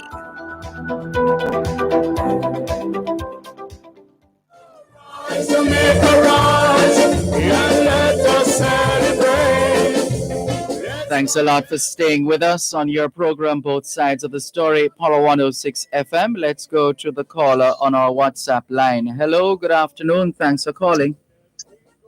Good afternoon, Mr. Malcolm. I think before I make my point, before you end the program, you should give out Job toll-free number. You're very kind.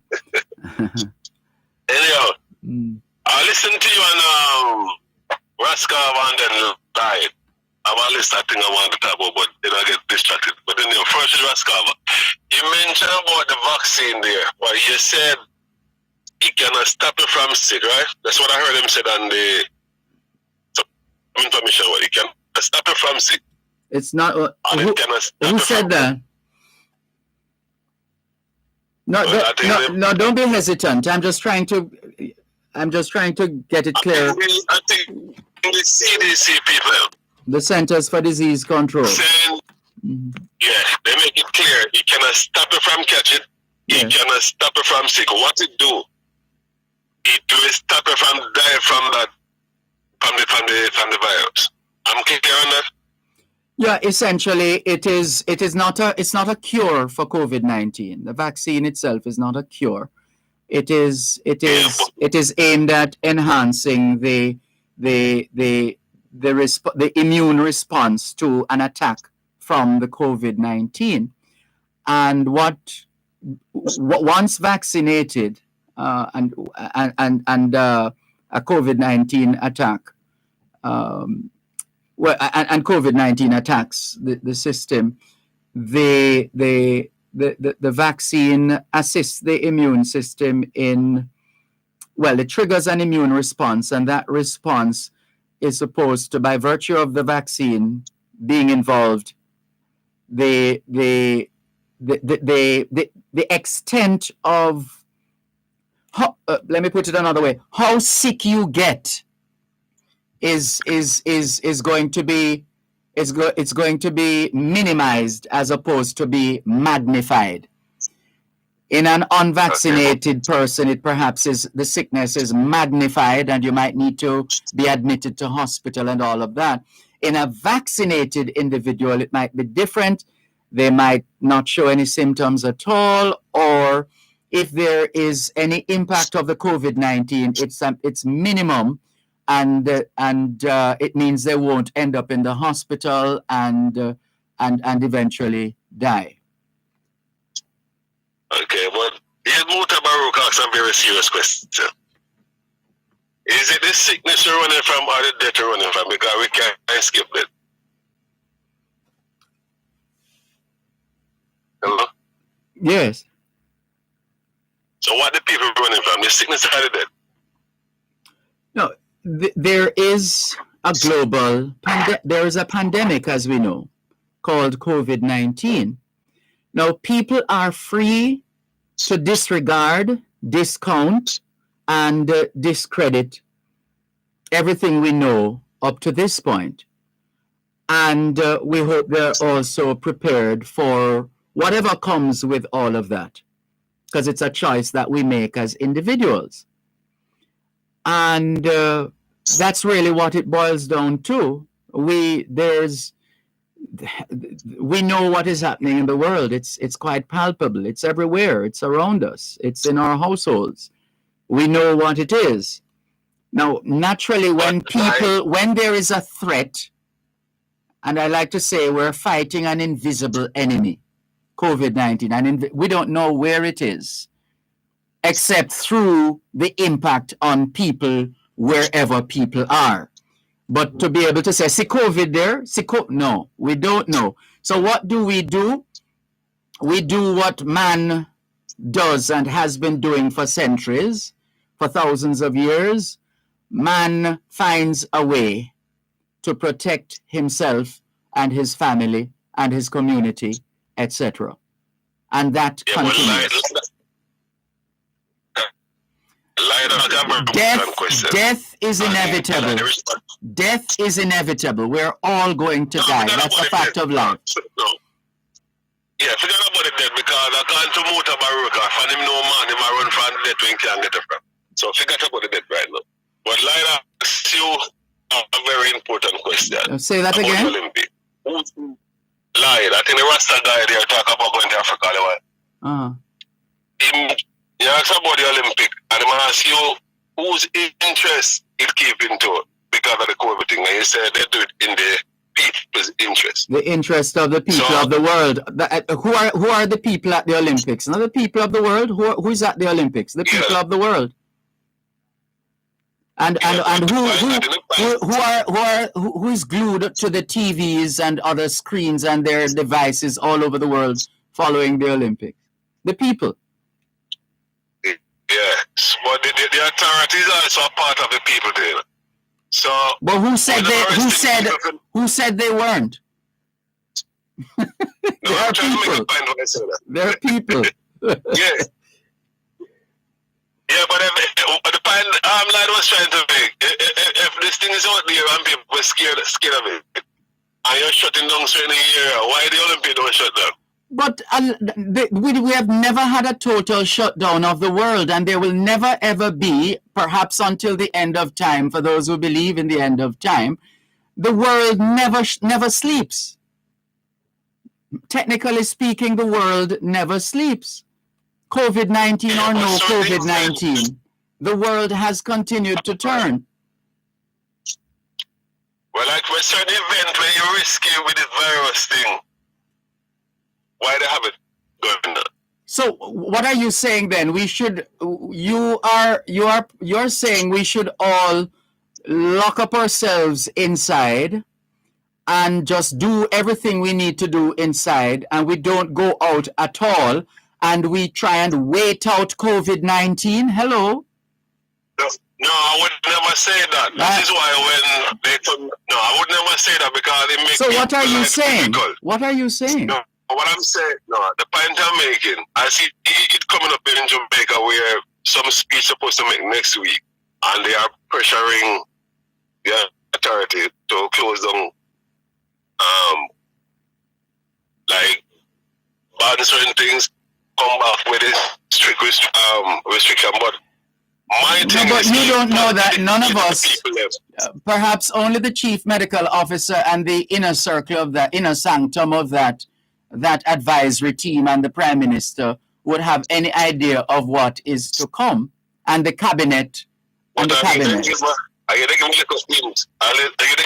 in that tighter restriction coming? So I can't expect what is coming. No, but it's neither here nor there. We have been doing this for almost 2 years now. So it's working. Whether what is working, people continue to work. People continue to work. People haven't stopped working. The world continues. We have long been told that COVID-19 is going to be with us a while, and therefore we have to learn to live with COVID-19. That has been said by the officials across the world, and so so why pressuring? Why what? So Malcolm, I'm gonna say that. So why they keep pressuring this the authority to come with tighter measure when they know something we have to live with, and we have to learn to protect ourselves and do what is right? No, but remember, we know so much and no more. Do you know what's going to happen in the next second, the next minute, the next hour? The next day, the next week? Well, that's the point. So we do what we are able to do right now, just as though we try to protect ourselves from dying in a car crash or something else. It doesn't mean that we're not going to die. We're going to die at some point. But while we are living and there are things we know where the dangers are, we try to protect ourselves from wherever the dangers are. If that protection means washing or sanitizing the hands, staying 6 feet apart at least, and taking the vaccine, or building our immune system, however we choose to respond to what is happening, is the situation. That's what it boils down to, how we choose to respond. Okay, I try to understand you, but what I am not, what I don't like is keep on educating the people. That's the point I'm trying to drive home. Keep on educating the people how to protect themselves. But that we do that. But hold on, we do that morning, noon, and night. There's nothing new there. We do that morning, noon, and night. Somebody is disturbing your call now. If you're calling on the text line, please hang up because there's a caller on the line already. Whoever is calling us now on the text line, 876-365-3346. Well, I'm going to decline the call. Oh, you got the message. So you hung up. Good. Right. So then where was I? Goodness. We're talking about educating the people about what. Yeah, I was just making the point that happens every single day, morning, noon, and night. So we won't hear about people have to be home by 3 o'clock and people have to stay in 2 o'clock on Sunday and all those things.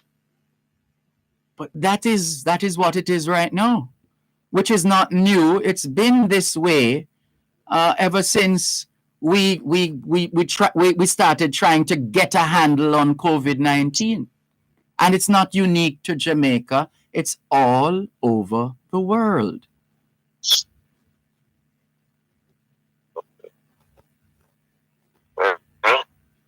And they say it is what it is, sir. Thank you very much for giving me a listening ear. Thanks for the call. All the best. There is the, it just came to mind, the serenity prayer. That's what came to my mind right now, which says, God grant me the serenity. Am I remembering it correctly? Oh gosh, where's my, right. God grant me the serenity to accept the things I cannot change, courage to change the things I can, and wisdom to know the difference. God, and this is the shortened version, God grant me the serenity to accept the things I cannot change, courage to change the things I can, and wisdom to know the difference. Let's just go on with the rest of the serenity prayer. Living one day at a time, enjoying one moment at a time, accepting hardships as the pathway to peace, taking as he did this sinful world as it is, not as I would have it, trusting that he will make all things right if I surrender to his will, that I may be reasonably happy in this life and supremely happy with him forever in the next. Amen. You very rarely hear the rest of this serenity prayer because it usually stops at the wisdom to know the difference. God grant me, let's take the break.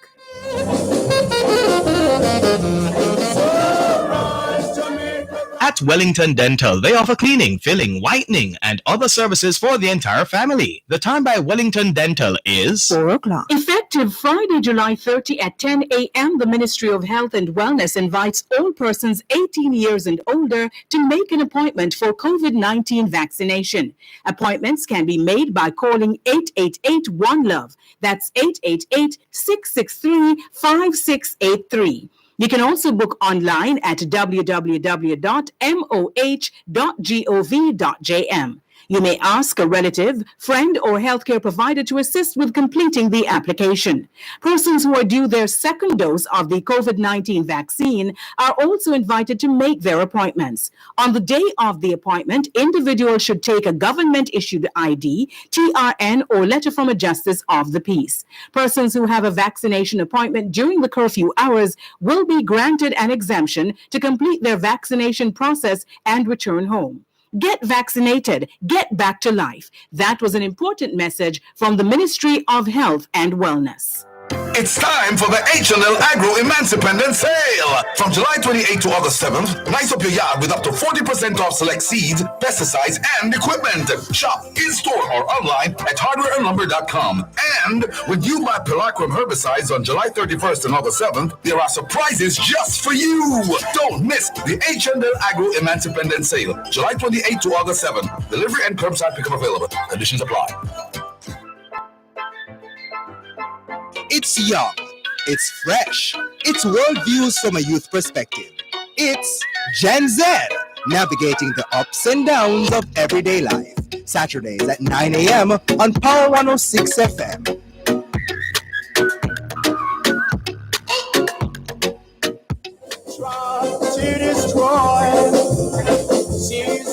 ¿Qué hora es en espagnol? Son las 4:02. Quelle heure est-il en français? Les 4:02. 现在几点了？4点02分。2 minutes past 4 o'clock in the afternoon here at Broadcast House, 32 Lyndhurst Road, Kingston 5, St. Andrew, Jamaica.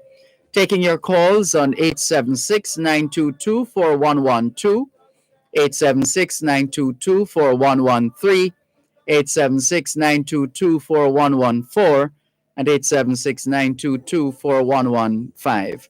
The text line is the same as the WhatsApp number, 876-365-3346, 876-365-3346. So this Serenity Prayer is quite instructive at a time like this, a time such as this. God grant me the serenity to accept the things I cannot change. Can we repeat that? God grant me the serenity to accept the things I cannot change. Courage to change the things I can. Courage to change the things I can. And wisdom to know the difference. Wisdom to know the difference. Here's a message from Beresford on WhatsApp. Hail, Brother Dervan. Rascarver is right about the importance of building one's immunity.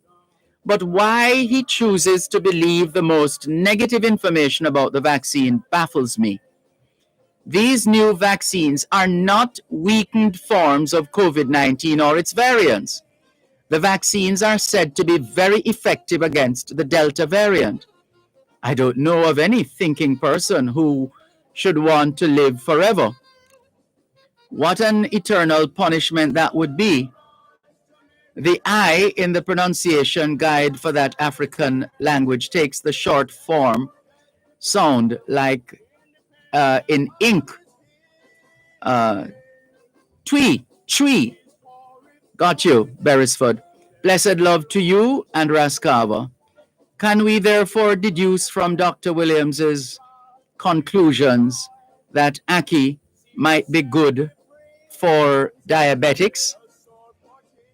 We would humbly submit further reading on the subject, Beresford. Further reading on the subject could be quite instructive. Thank you very much for your message.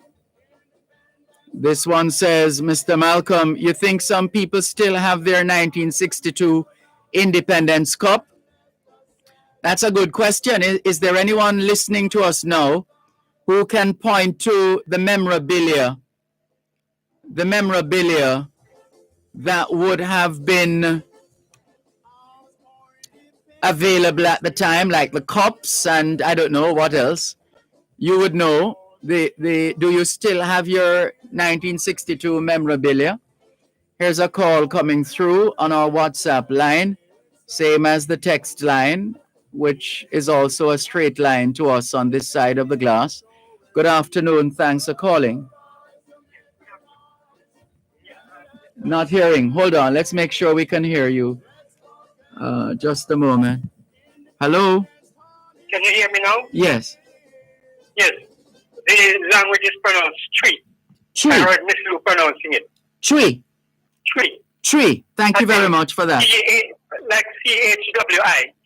Tree. Tree. Right. That's the spelling. The spelling of that's a pronunciation for TWI. Right. South African language. Tree. Tree. Yes. Thank you very much for that. Okay. Next one. Yes. Kwashiorkor. Was originally thought to be due to a low protein diet. Yes. And it causes some problems in children who just stopped breastfeeding. Yes. But now there's additional information in which they think that is possible. That It is what? Sorry, slow down a bit. It is what? They think that it is what? Originally, yes, it was believed to be caused by a low protein diet. Yes. Like when the children stopped breastfeeding and began to eat solid food like yam. Oh. But in more recent times, they have come to understand that some children don't develop the condition even though they are eating the same food. So they suspect that it is caused by some aflatoxins. Some toxins from some mold, which grow on such things as peanuts or chickpeas or dried okra. And so that's the latest I've got on it. Well, thank you. Somebody else got even later than that. You could check on it. Thank you very much. Thank you for sharing. Tree. Tree. And next thing that Kwashiorkor. That is not necessarily due to low protein, but it could be due to aflatoxin. Right. That some children cannot handle when they change from breastfeeding to solid food. Understood. Thanks a lot. Do you have time for more? Go ahead. In Jamaican language, we have you and uno. Yes. And in Spanish, you have tú and vosotros. Yes. Right, the second person, singular and plural. Yes. Now, in King James English, we have thou and ye. Hold on, you're fading. Come again. Do you have what? In Jamaican language, you have you and uno. No, man, I got all of that. I just didn't get what you said after King James. The King James version of the Bible. Yes. You have thou and he. Thou and he. Meaning you singular, and he meaning you plural. Thee. Yeah? Thee, Thee. Y-E. Oh, Y-E, sorry. Y-E, ye. Right. Got you. Right, so thou shalt not. Yes. But ye are the salt of the earth. Understood, yes. Right. So thou is talking about this you singular. Right. So I find it very interesting that when God came down to give the 10 commandments to a whole nation, he gave it as in the singular form. The thou form. Yes.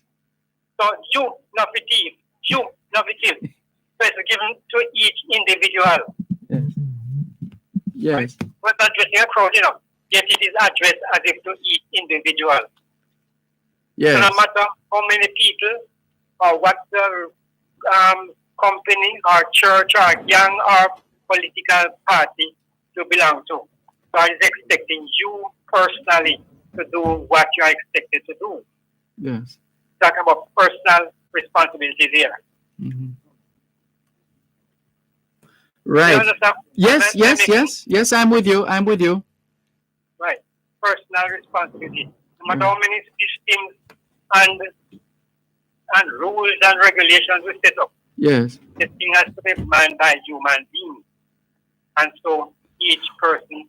Well, I thank you for making that point, because it's a point we make ever so often on this program, that we can teach all we want and beseech all we want and encourage and empower and all the wonderful things. But in the final analysis, it boils down to what an individual does at a particular moment in time. Right. It always comes down ultimately to the individual. Follow a multitude Mhm. do evil. That's Don't right. tell yourself that everybody is doing it and you must do it too. Right. God is holding you personally responsible for what you are supposed to do. But thank you. Thank you. Thank you so much for sharing. Please call again. Right. Take care.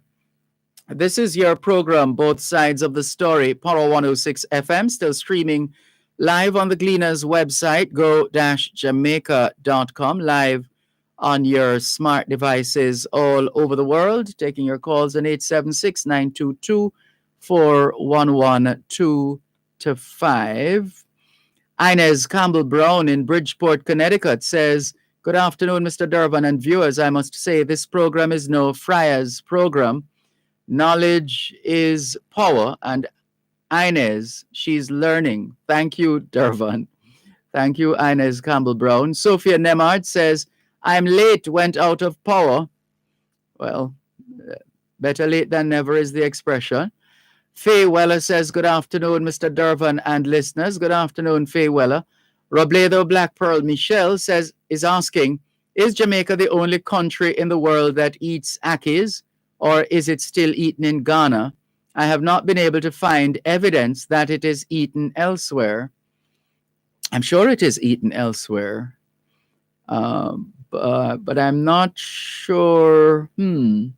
I know there's a thing between Aki and, is it Aki and Guinea? What we call Aki in Jamaica, is it in Barbados or Trinidad that they refer to it as Guinea? And Guinea referred to as Aki. Something like that I read some time ago. But I'd have to investigate. Oops. What happened there? Let's do that. There we go. Right. We'd have to investigate whether it is widely consumed or consumed at all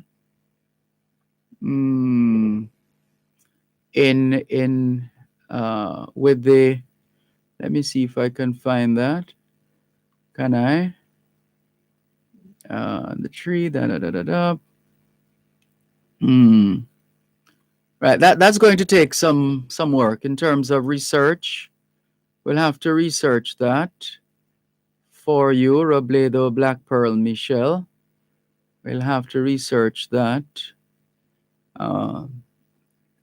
in terms of, I'm sure there are countries that other countries, other people in the world who eat the aki. Right, that's going to take some researching. We will do our best to remember to research that bit. But thank you very much for your message, Robledo Black Pearl Michelle. And no better time than now, as we mark the 55th anniversary of our independence. No time like the present to examine some of these national symbols and foods, etc. Now is a good time. Let's take the break and come back with more in just a moment. Is for equality that we'll all enjoy and never ever try to destroy. You're listening to Power 106 FM. The time is now 4:15. Sundays, Tuesdays, and Thursdays. Join the Gleaner for an Independence edition of the podcast Impacting Jamaica. Starting July 25, explore all things Jamaican as we celebrate, motivate, and uplift at every level. Listen on SoundCloud at The Gleaner Jamaica or visit www.impactingjamaica.com. Impacting Jamaica, celebrating you. It's young, it's fresh, it's worldviews from a youth perspective. It's Gen Z, navigating the ups and downs of everyday life. Saturdays at 9 a.m. on Power 106 FM.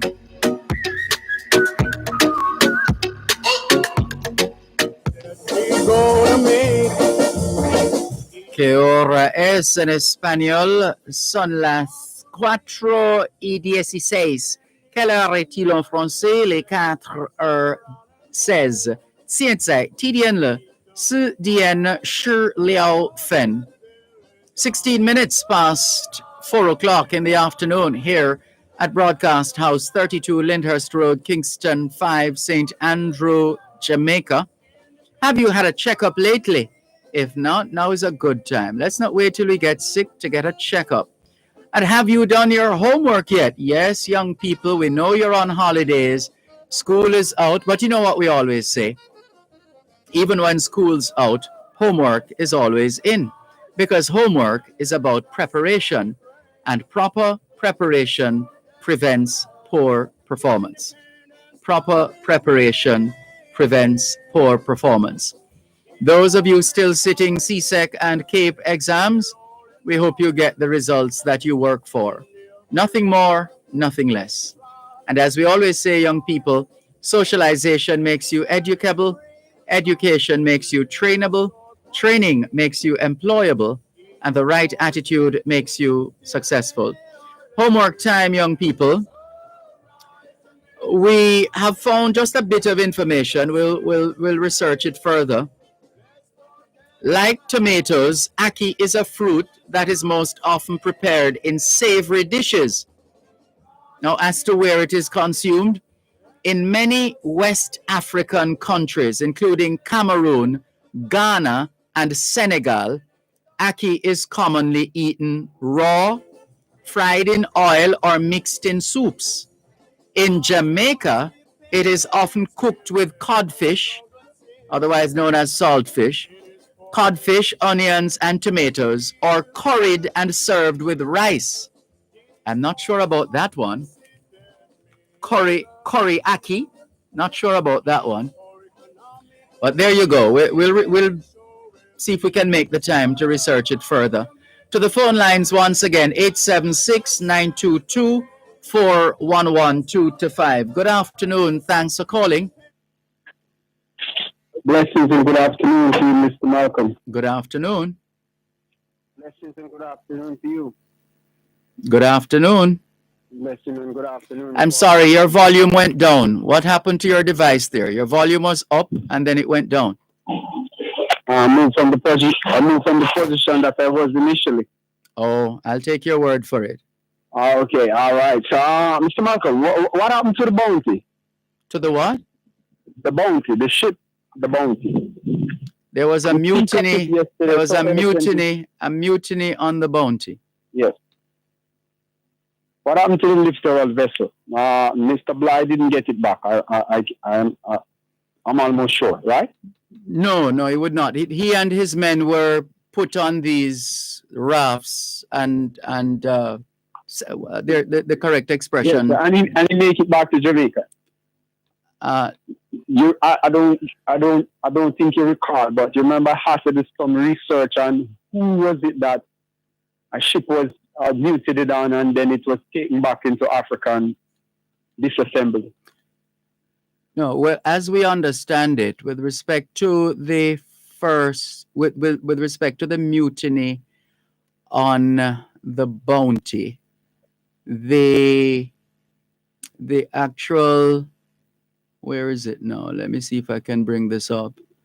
But the information was essentially, all right. Keep going. Let me see if I can find it in the meantime. I wanted to know what happened to it. I didn't heard of it anymore, and nobody pointed out.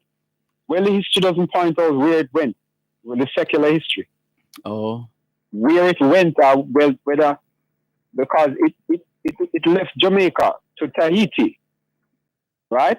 Initially, it left some port in Jamaica. Wasn't that the history has it to say?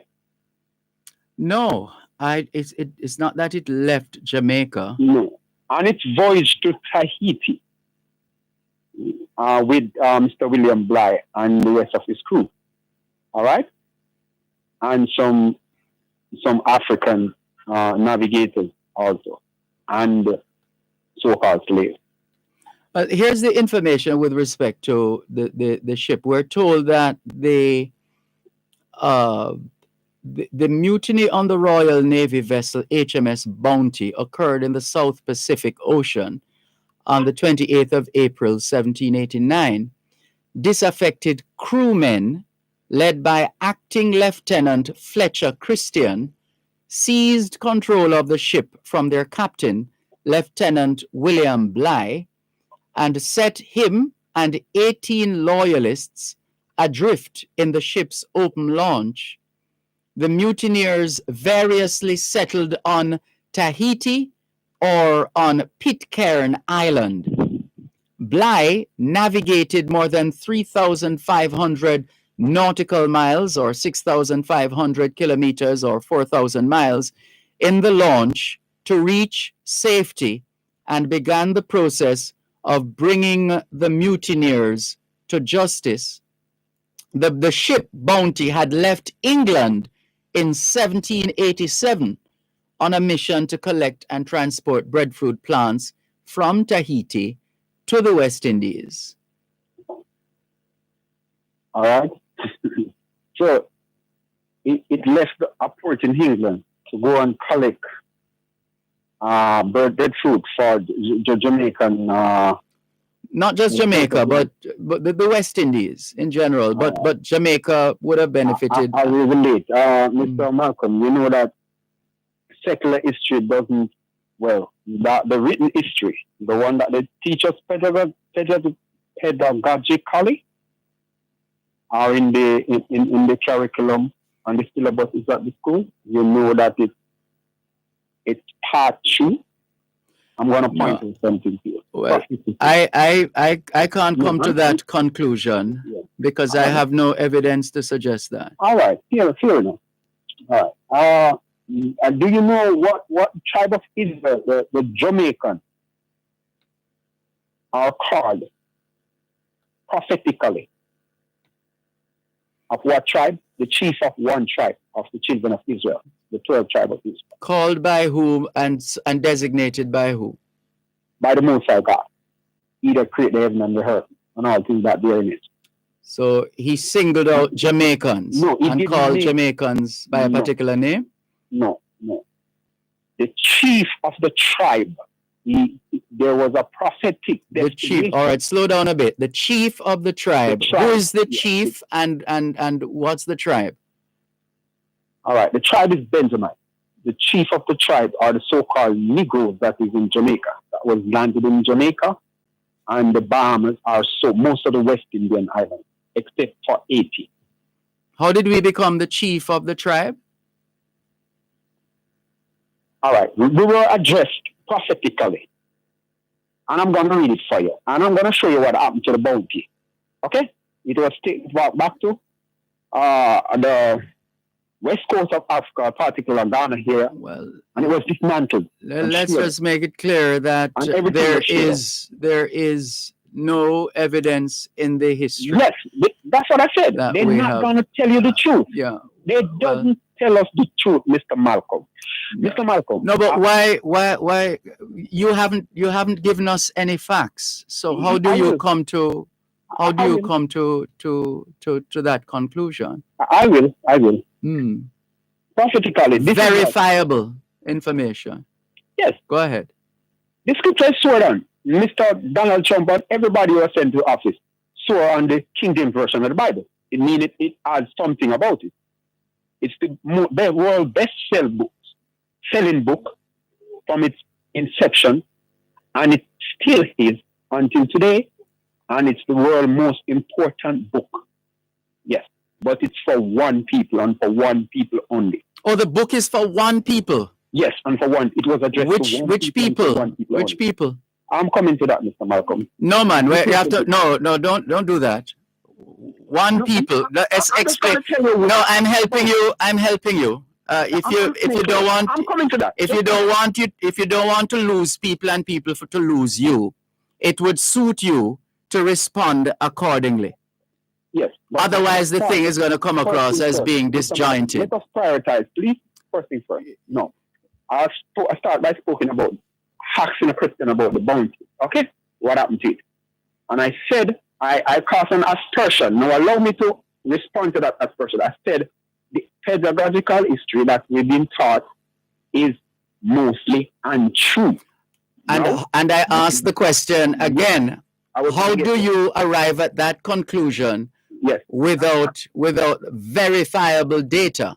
Yes, verifiable data, prophetic data from the inspiration of the Most High.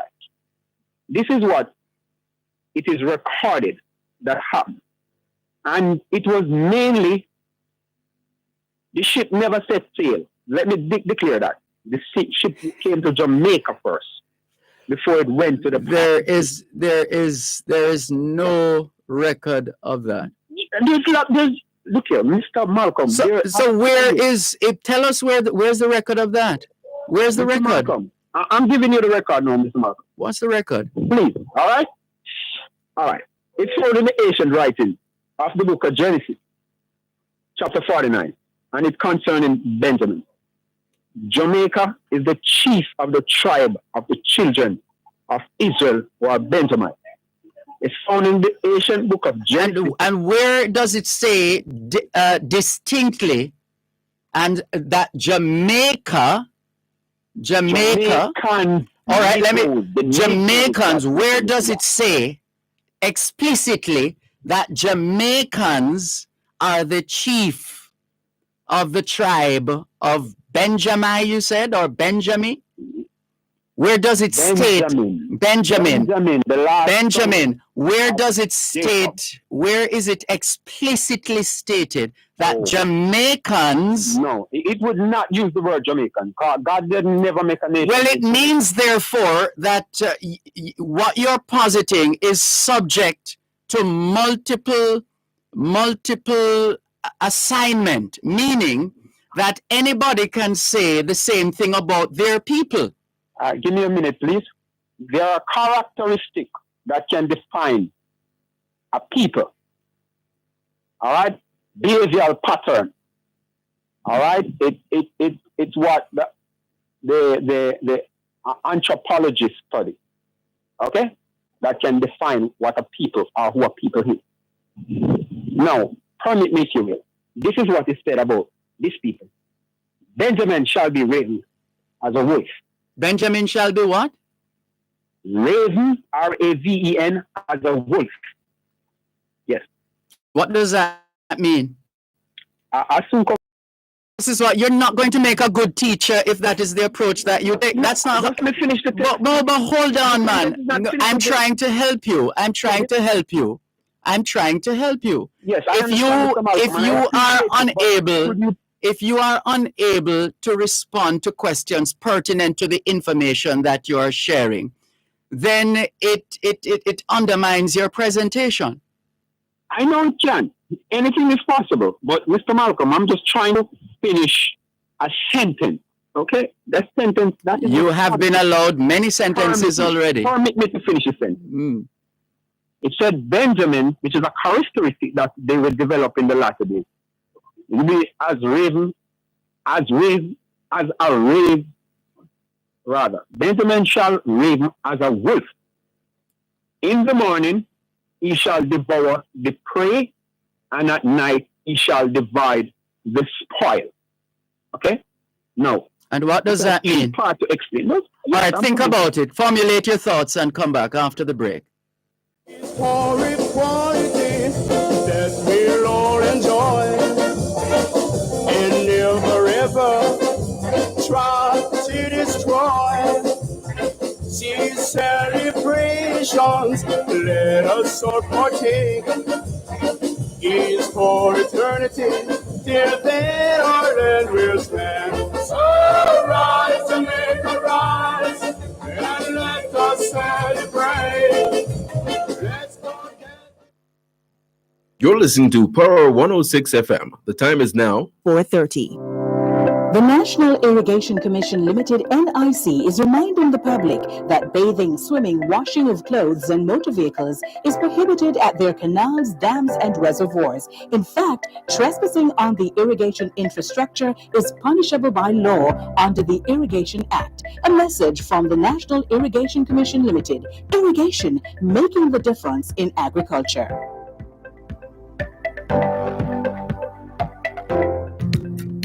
Sundays, Tuesdays, and Thursdays, join the Gleaner for an independence edition of the podcast Impacting Jamaica, starting July 25. Explore all things Jamaican as we celebrate, motivate, and uplift at every level. Listen on SoundCloud at The Gleaner Jamaica or visit www.impactingjamaica.com. Impacting Jamaica, celebrating you.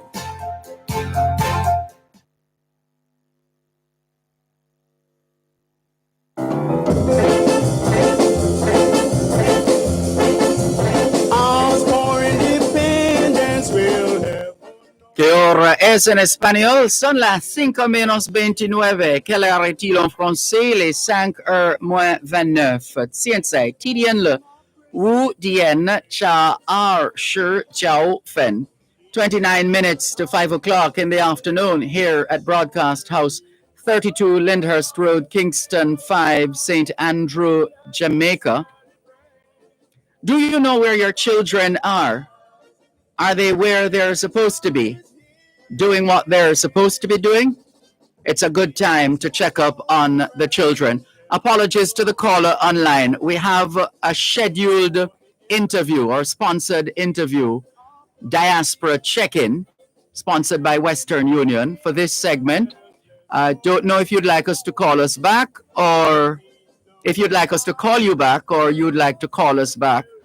Whichever way, hold the line and the program assistant will speak with you.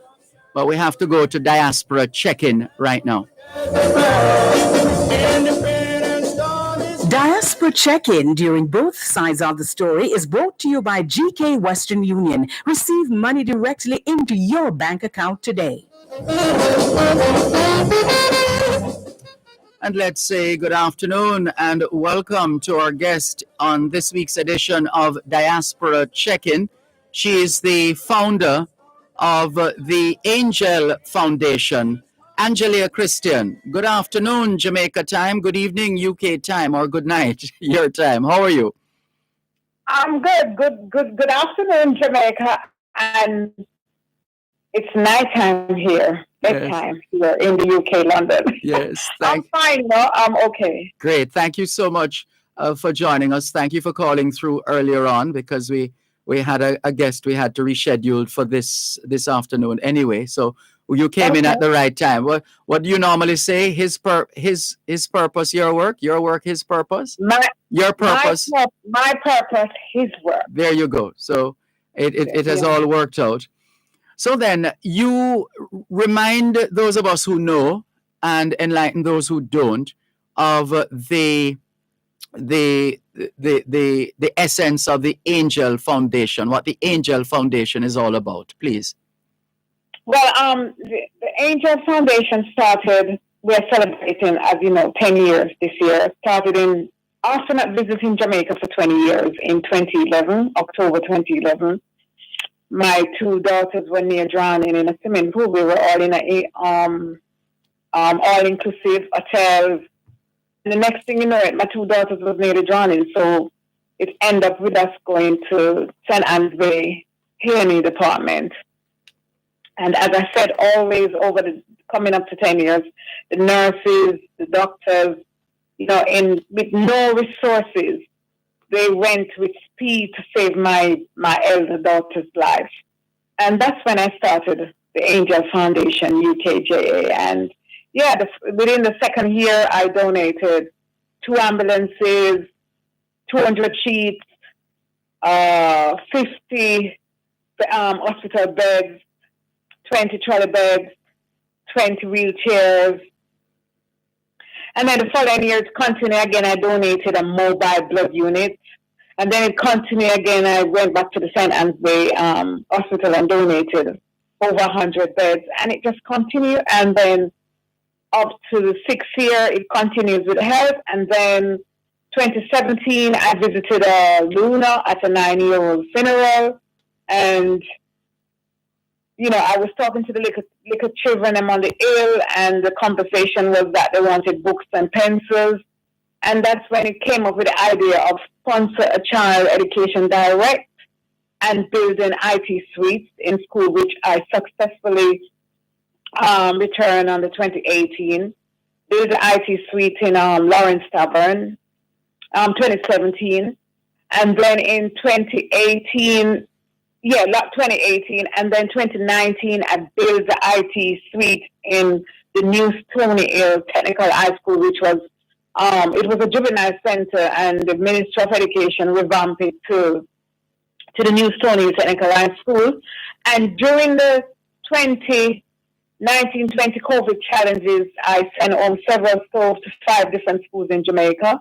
And then again, ending COVID 2020, I managed to ship home the computer. So by January 21, I built a new IT suite in the Mount Pleasant Primary School in Portland, which I'm looking forward to coming down in Christmas time to do the handing over. And at this present moment, I am busy with the Bensington Primary School in Bensington District in St. Anne. If anybody noticed on my pages, I posted the carpenters busy away, mashing down in the room and building the desk and things like that. And we are celebrating 10 years on the 25th of September here in the UK, and it's in an expo style. Tell us about that expo and precisely where in the UK will it be held? Well, we're having the expo at Tottenham Ale. It's a new apartment and it's a new venue. It's got 3 large rooms, so we're having an expo. The expo, I think, the reason why I wanted to do this, over the last 17 months, a lot of us have lost loved ones. Me, myself, I've lost 2 aunts in the same week. In the same week, I've lost my best friend. I've lost 2 colleagues, and even a church sister in my church that I church with, and a few people around. And I just think, okay, I wanted to celebrate 10 years, so I was speaking with Victor Mutual, because Victor Mutual is my partner, my sponsor, and I said, what could we do? I said, I wanted to do something to embrace the community back together, and I didn't want to do a charge event. So this was when I came up with the Jamaica Angel Foundation Jamaica Expo. And I just planned it, and it's really working. On the day we start, we're going to be starting at 11 o'clock. I've got the Jamaica Eye Commissioner start. The people who have been unable to see go to the Jamaica Eye Commissioner office on the 25th of September. We're going to have all the team from the Jamaica Eye Commissioner there to help them, whether with passport information, birth certificate, land title. We're going to have Victoria Mutual there. People being locked up in their house because of the COVID. So a lot of people want to go home. So here's a chance, to come down and meet the Victoria Mutual team to see how they can probably get a mortgage or pick up a house. And then I've also got Port Royal patties in the house. People need patties, wholesale price they can come. We also got One in the house, another company who work with the Jamaican people to with their brand to set with that. They do different Caribbeans, including the Jamaica brands they do. So they're going to be there supporting. And I've got over 27 different stalls with beauty, art, culture, a lot of young people displaying, their businesses, handmade clothes, art, hair products, skin products. There's also one that created like a vegetarian, it's a green it's called green annas. So different plants that you can, fertilize at home, grow at home to eat as a vegetarian. Yeah, and I also have 3 people who's making, in the education field, dealing with the youth and making puzzles. They have also planned to donate quite a few puzzles books to send to Jamaica in the school. So yeah, it's looking very interested. It's all coming together, and it's looking very, very interested. And at the moment, I had a company where I work now, Coca-Cola. I pick up 14 new Lenovo computers. So we have the computers already for the Bensington Primary School project that we are starting at the moment. And that's where it is, and that is it. My purpose is work. Yes. And I'm just hoping you could fly over Dervan. Oh, well, we'll have to see. But, I was speaking to someone about it, but they said, but you think Dervan wants to go in the plane and come to UK? I said, well, he hasn't been going away for 17 months. You know what I mean? And Angel Foundation is celebrating 10 years. You know what I mean, but yeah. But did you in your wildest dreams ever imagine that 10 years later you would still be engaged in the kind of philanthropic work that you have been doing, the donations, the contributions, the support? Did you imagine this? No, I didn't imagine this. I didn't imagine that it will continue. But you know, with enthusiasm and going back and coming forward, it just inspired me more. But what inspired me now? I mean, look at COVID, Dervan. You know, the first time when I decided I was going to build an IT suite in the school, and you were part of it, campaigning for me to get computers. And all the help all the support I could get. And then Victoria Mutual and Great Foods UK kicks in, plus other companies kicks in. And we built the IT suite in Lawrence Tavern. We end up back again and come back again, Stony Hill, and then the Mount Pleasant. At no time did I ever think that you would have something as COVID. That the children have to be off school and is now depending on electronic code with the computers to learn. So, I mean, as I said, it's, God made his plan before for these children, who is living in those isolated areas. So they're able to work with them in different groups. So they were able to go in to do online learning because, it's been very difficult in the rural areas in Jamaica with children. You still have children.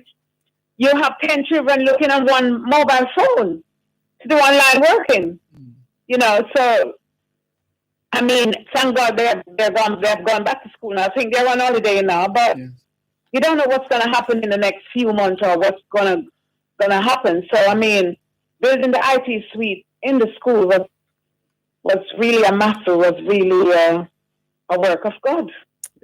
Yeah. Because now even the parents in the rural area have to learn IT. They have to know about IT because the children will be doing a lot of work on IT, cut out the old traditional reading book. It's out.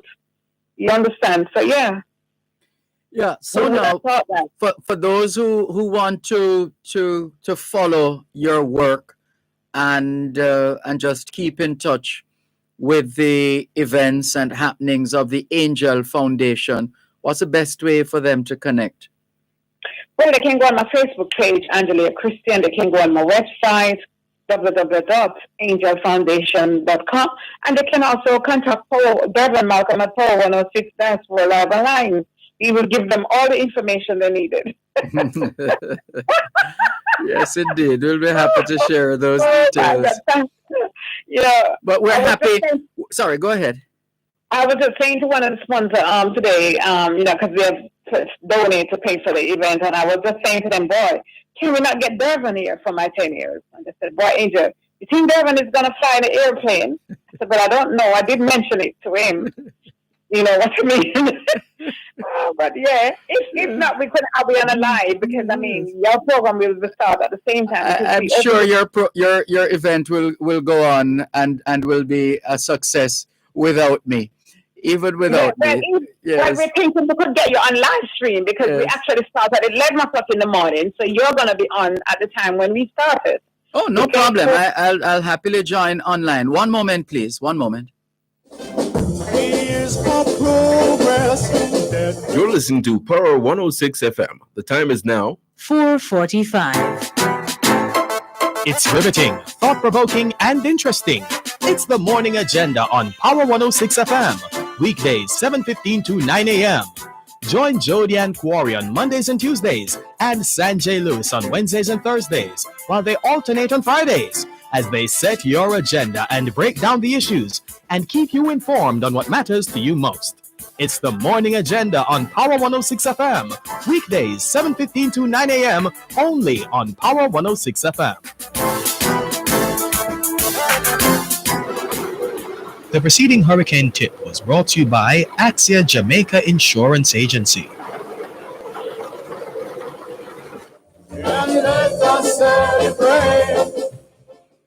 Que hora es en español? Son las 5 menos 14. Quelle heure est-il en français? Les 5 heures moins 14. 现在几点了？5点14分. 14 minutes to 5 o'clock in the afternoon here at Broadcast House, 32 Lyndhurst Road, Kingston 5, St. Andrew, Jamaica. Good afternoon to all working Jamaicans tuned into both sides of the story here on Power 106 FM. It's a good time for us to ask ourselves, how productive have we been today? How productive have we been today? We're wrapping up our conversation with Angelia Christian. She is the founder of the Angel Foundation. She has donated millions of dollars worth of equipment, supplies to hospitals, to schools, the whole works. She continues to do this great service to the country of her birth, Jamaica. And we're saluting her on this afternoon's edition of Diaspora Check-In during both sides of the story of Jamaicans at home and abroad. Right. So, Angel, you were saying the event on the 25th of September will start in the morning, and there's going to be an online version or an online component.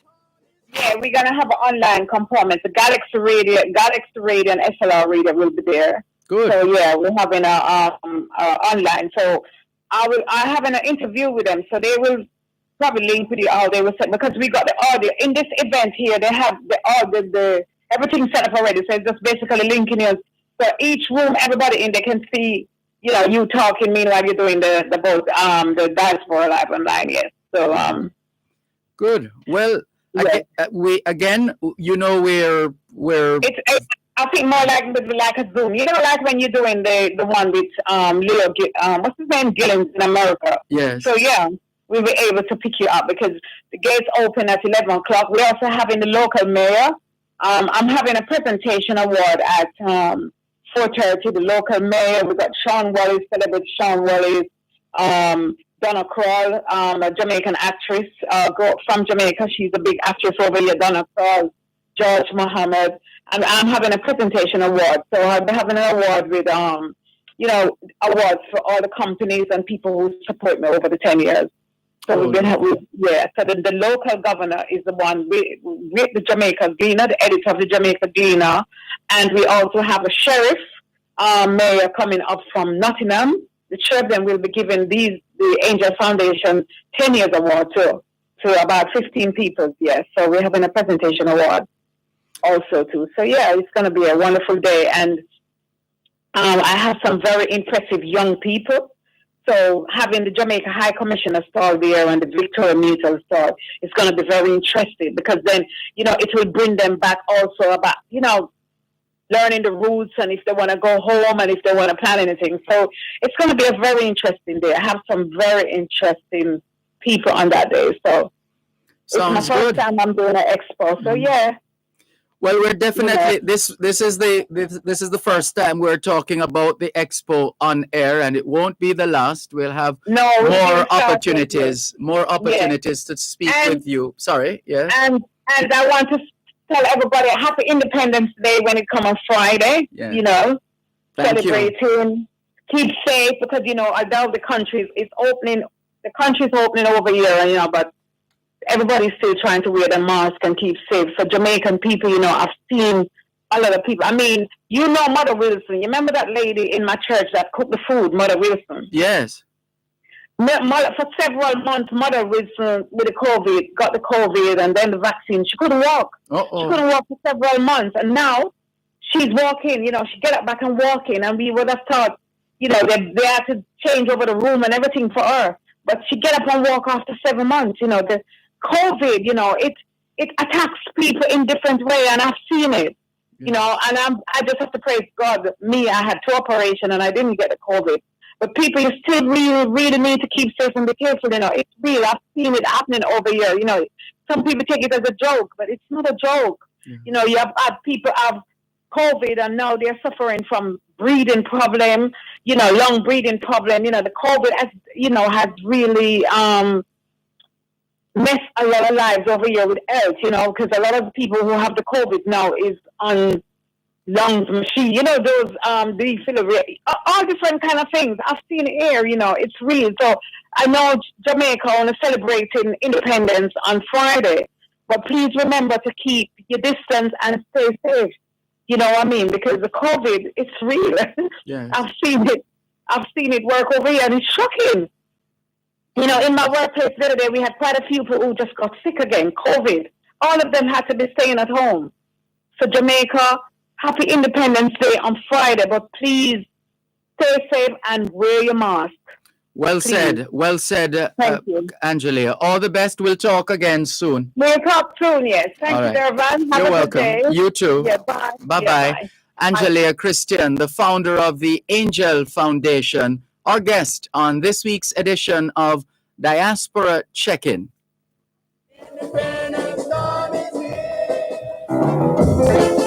Diaspora Check-In during both sides of the story was brought to you by GK Western Union. Receive money directly into your bank account today. For the nation, we're gonna be. Thanks a lot for staying with us here on your program, Both Sides of the Story, Power 106 FM. A lot of messages. Rose McIntosh says, good afternoon, Sir Dervan. Blessings to June in Norway and to all listeners worldwide. Amen, June. Jamaica to the world. Straight Shooter says 3 more people shot and killed at one location in Stony Hill. The police need to quarantine and put a mask on murder, which has been a pandemic for decades. We're sorry to hear of that tragedy. Condolences to the family of the deceased. Taki Lemkwa says, bless up on the downside of the afternoon to you, Dervan, and all on board. Positive vibes always. Greetings. And Taki Lemkwa goes on to say, it's in Barbados that the confusion in reference to the guineps as akis, although aki as we know it is eaten there also, as in West African countries, as you mentioned a few moments ago. Thank you very much, Taki Lemkwa. Straight Shooter says this caller always weasels his way onto the program in order to spread his religious, well, described as sick religious ravings. And he has other unflattering things to say, which we'll just skip over. Taki Lemkwa asks, why do most of our people of African descent keep holding to references read tribes assigned by others to us? And he says, rather than looking at us as a nation or people or ethnicity as others do theirs, you almost untimely hear that same reference point to Europe, Asia, and others, or people keep holding on to colonizers' definition of us, says Taki Lemkwa in reference to the call which essentially ended because we had to go to diaspora check-in and wouldn't make any sense resuming with just a few minutes to wrap. And let's see what happens tomorrow. The caller is free to call us back tomorrow, all things being well. Some of the other...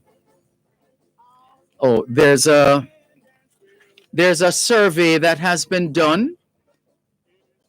The COVID-19 pandemic apparently has increased the level of frustration among the Jamaican population, pushing many to resort to negative and unhealthy coping strategies. That's according to a recent survey by researchers from Northern Caribbean University, NCU. The survey, which was conducted from June 5 to 19 across the 14 parishes nationally, found that about 86% of 500 respondents experienced varying levels of frustration, while nearly 14% said they did not. With a margin of error of 3%, the survey also identified factors related to the pandemic that triggered the rise in the level of frustration, disappointment, or disaffection. Significant triggers include people in the 26 to 33 year age group, financial difficulties, dropping out of school, and limited social gatherings.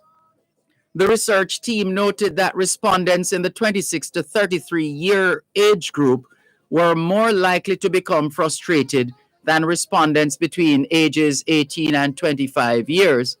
Respondents said they coped with their frustration by increasing social media usage, bonding with family or friends, sourcing other employment, attending church or religious services, smoking, and consuming alcohol. Some 62% of the people surveyed indicated that their selected coping strategies were somewhat effective. However, in analyzing the survey findings, the NCU researchers pointed to some disturbing patterns. One is that only 7.4% of the respondents selected counseling as a coping strategy. Now, that's a serious piece of information there, because counseling is critical. And if our people don't get the kind of counseling that is necessary, then we're in problems, because that could boil to a bubble. The researchers explained that people typically avoid seeking help from a therapist because the move signifies weakness. According to NCU, nearly 3/4 of the respondents cited social media usage as a way of coping with frustrations from COVID-19. But the researchers note that there is a strong link between heavy social media and an increased risk of depression, anxiety, loneliness, self-harm, and even suicidal thoughts. Not good.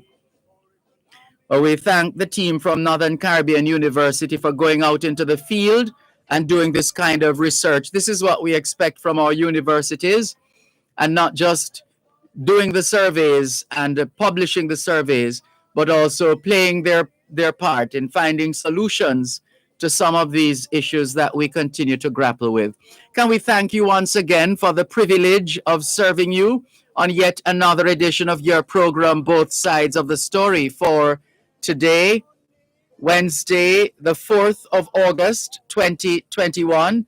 The moving finger writes, and having writ moves on, nor all your piety nor wit shall lure it back to cancel half a line, nor all your tears wash out a word of it. All things being well, Both Sides of the Story returns tomorrow afternoon, 2 to 5. Till then, this is Dervan Malcolm reminding all of us that every day is an opportunity to do better than yesterday. Take care.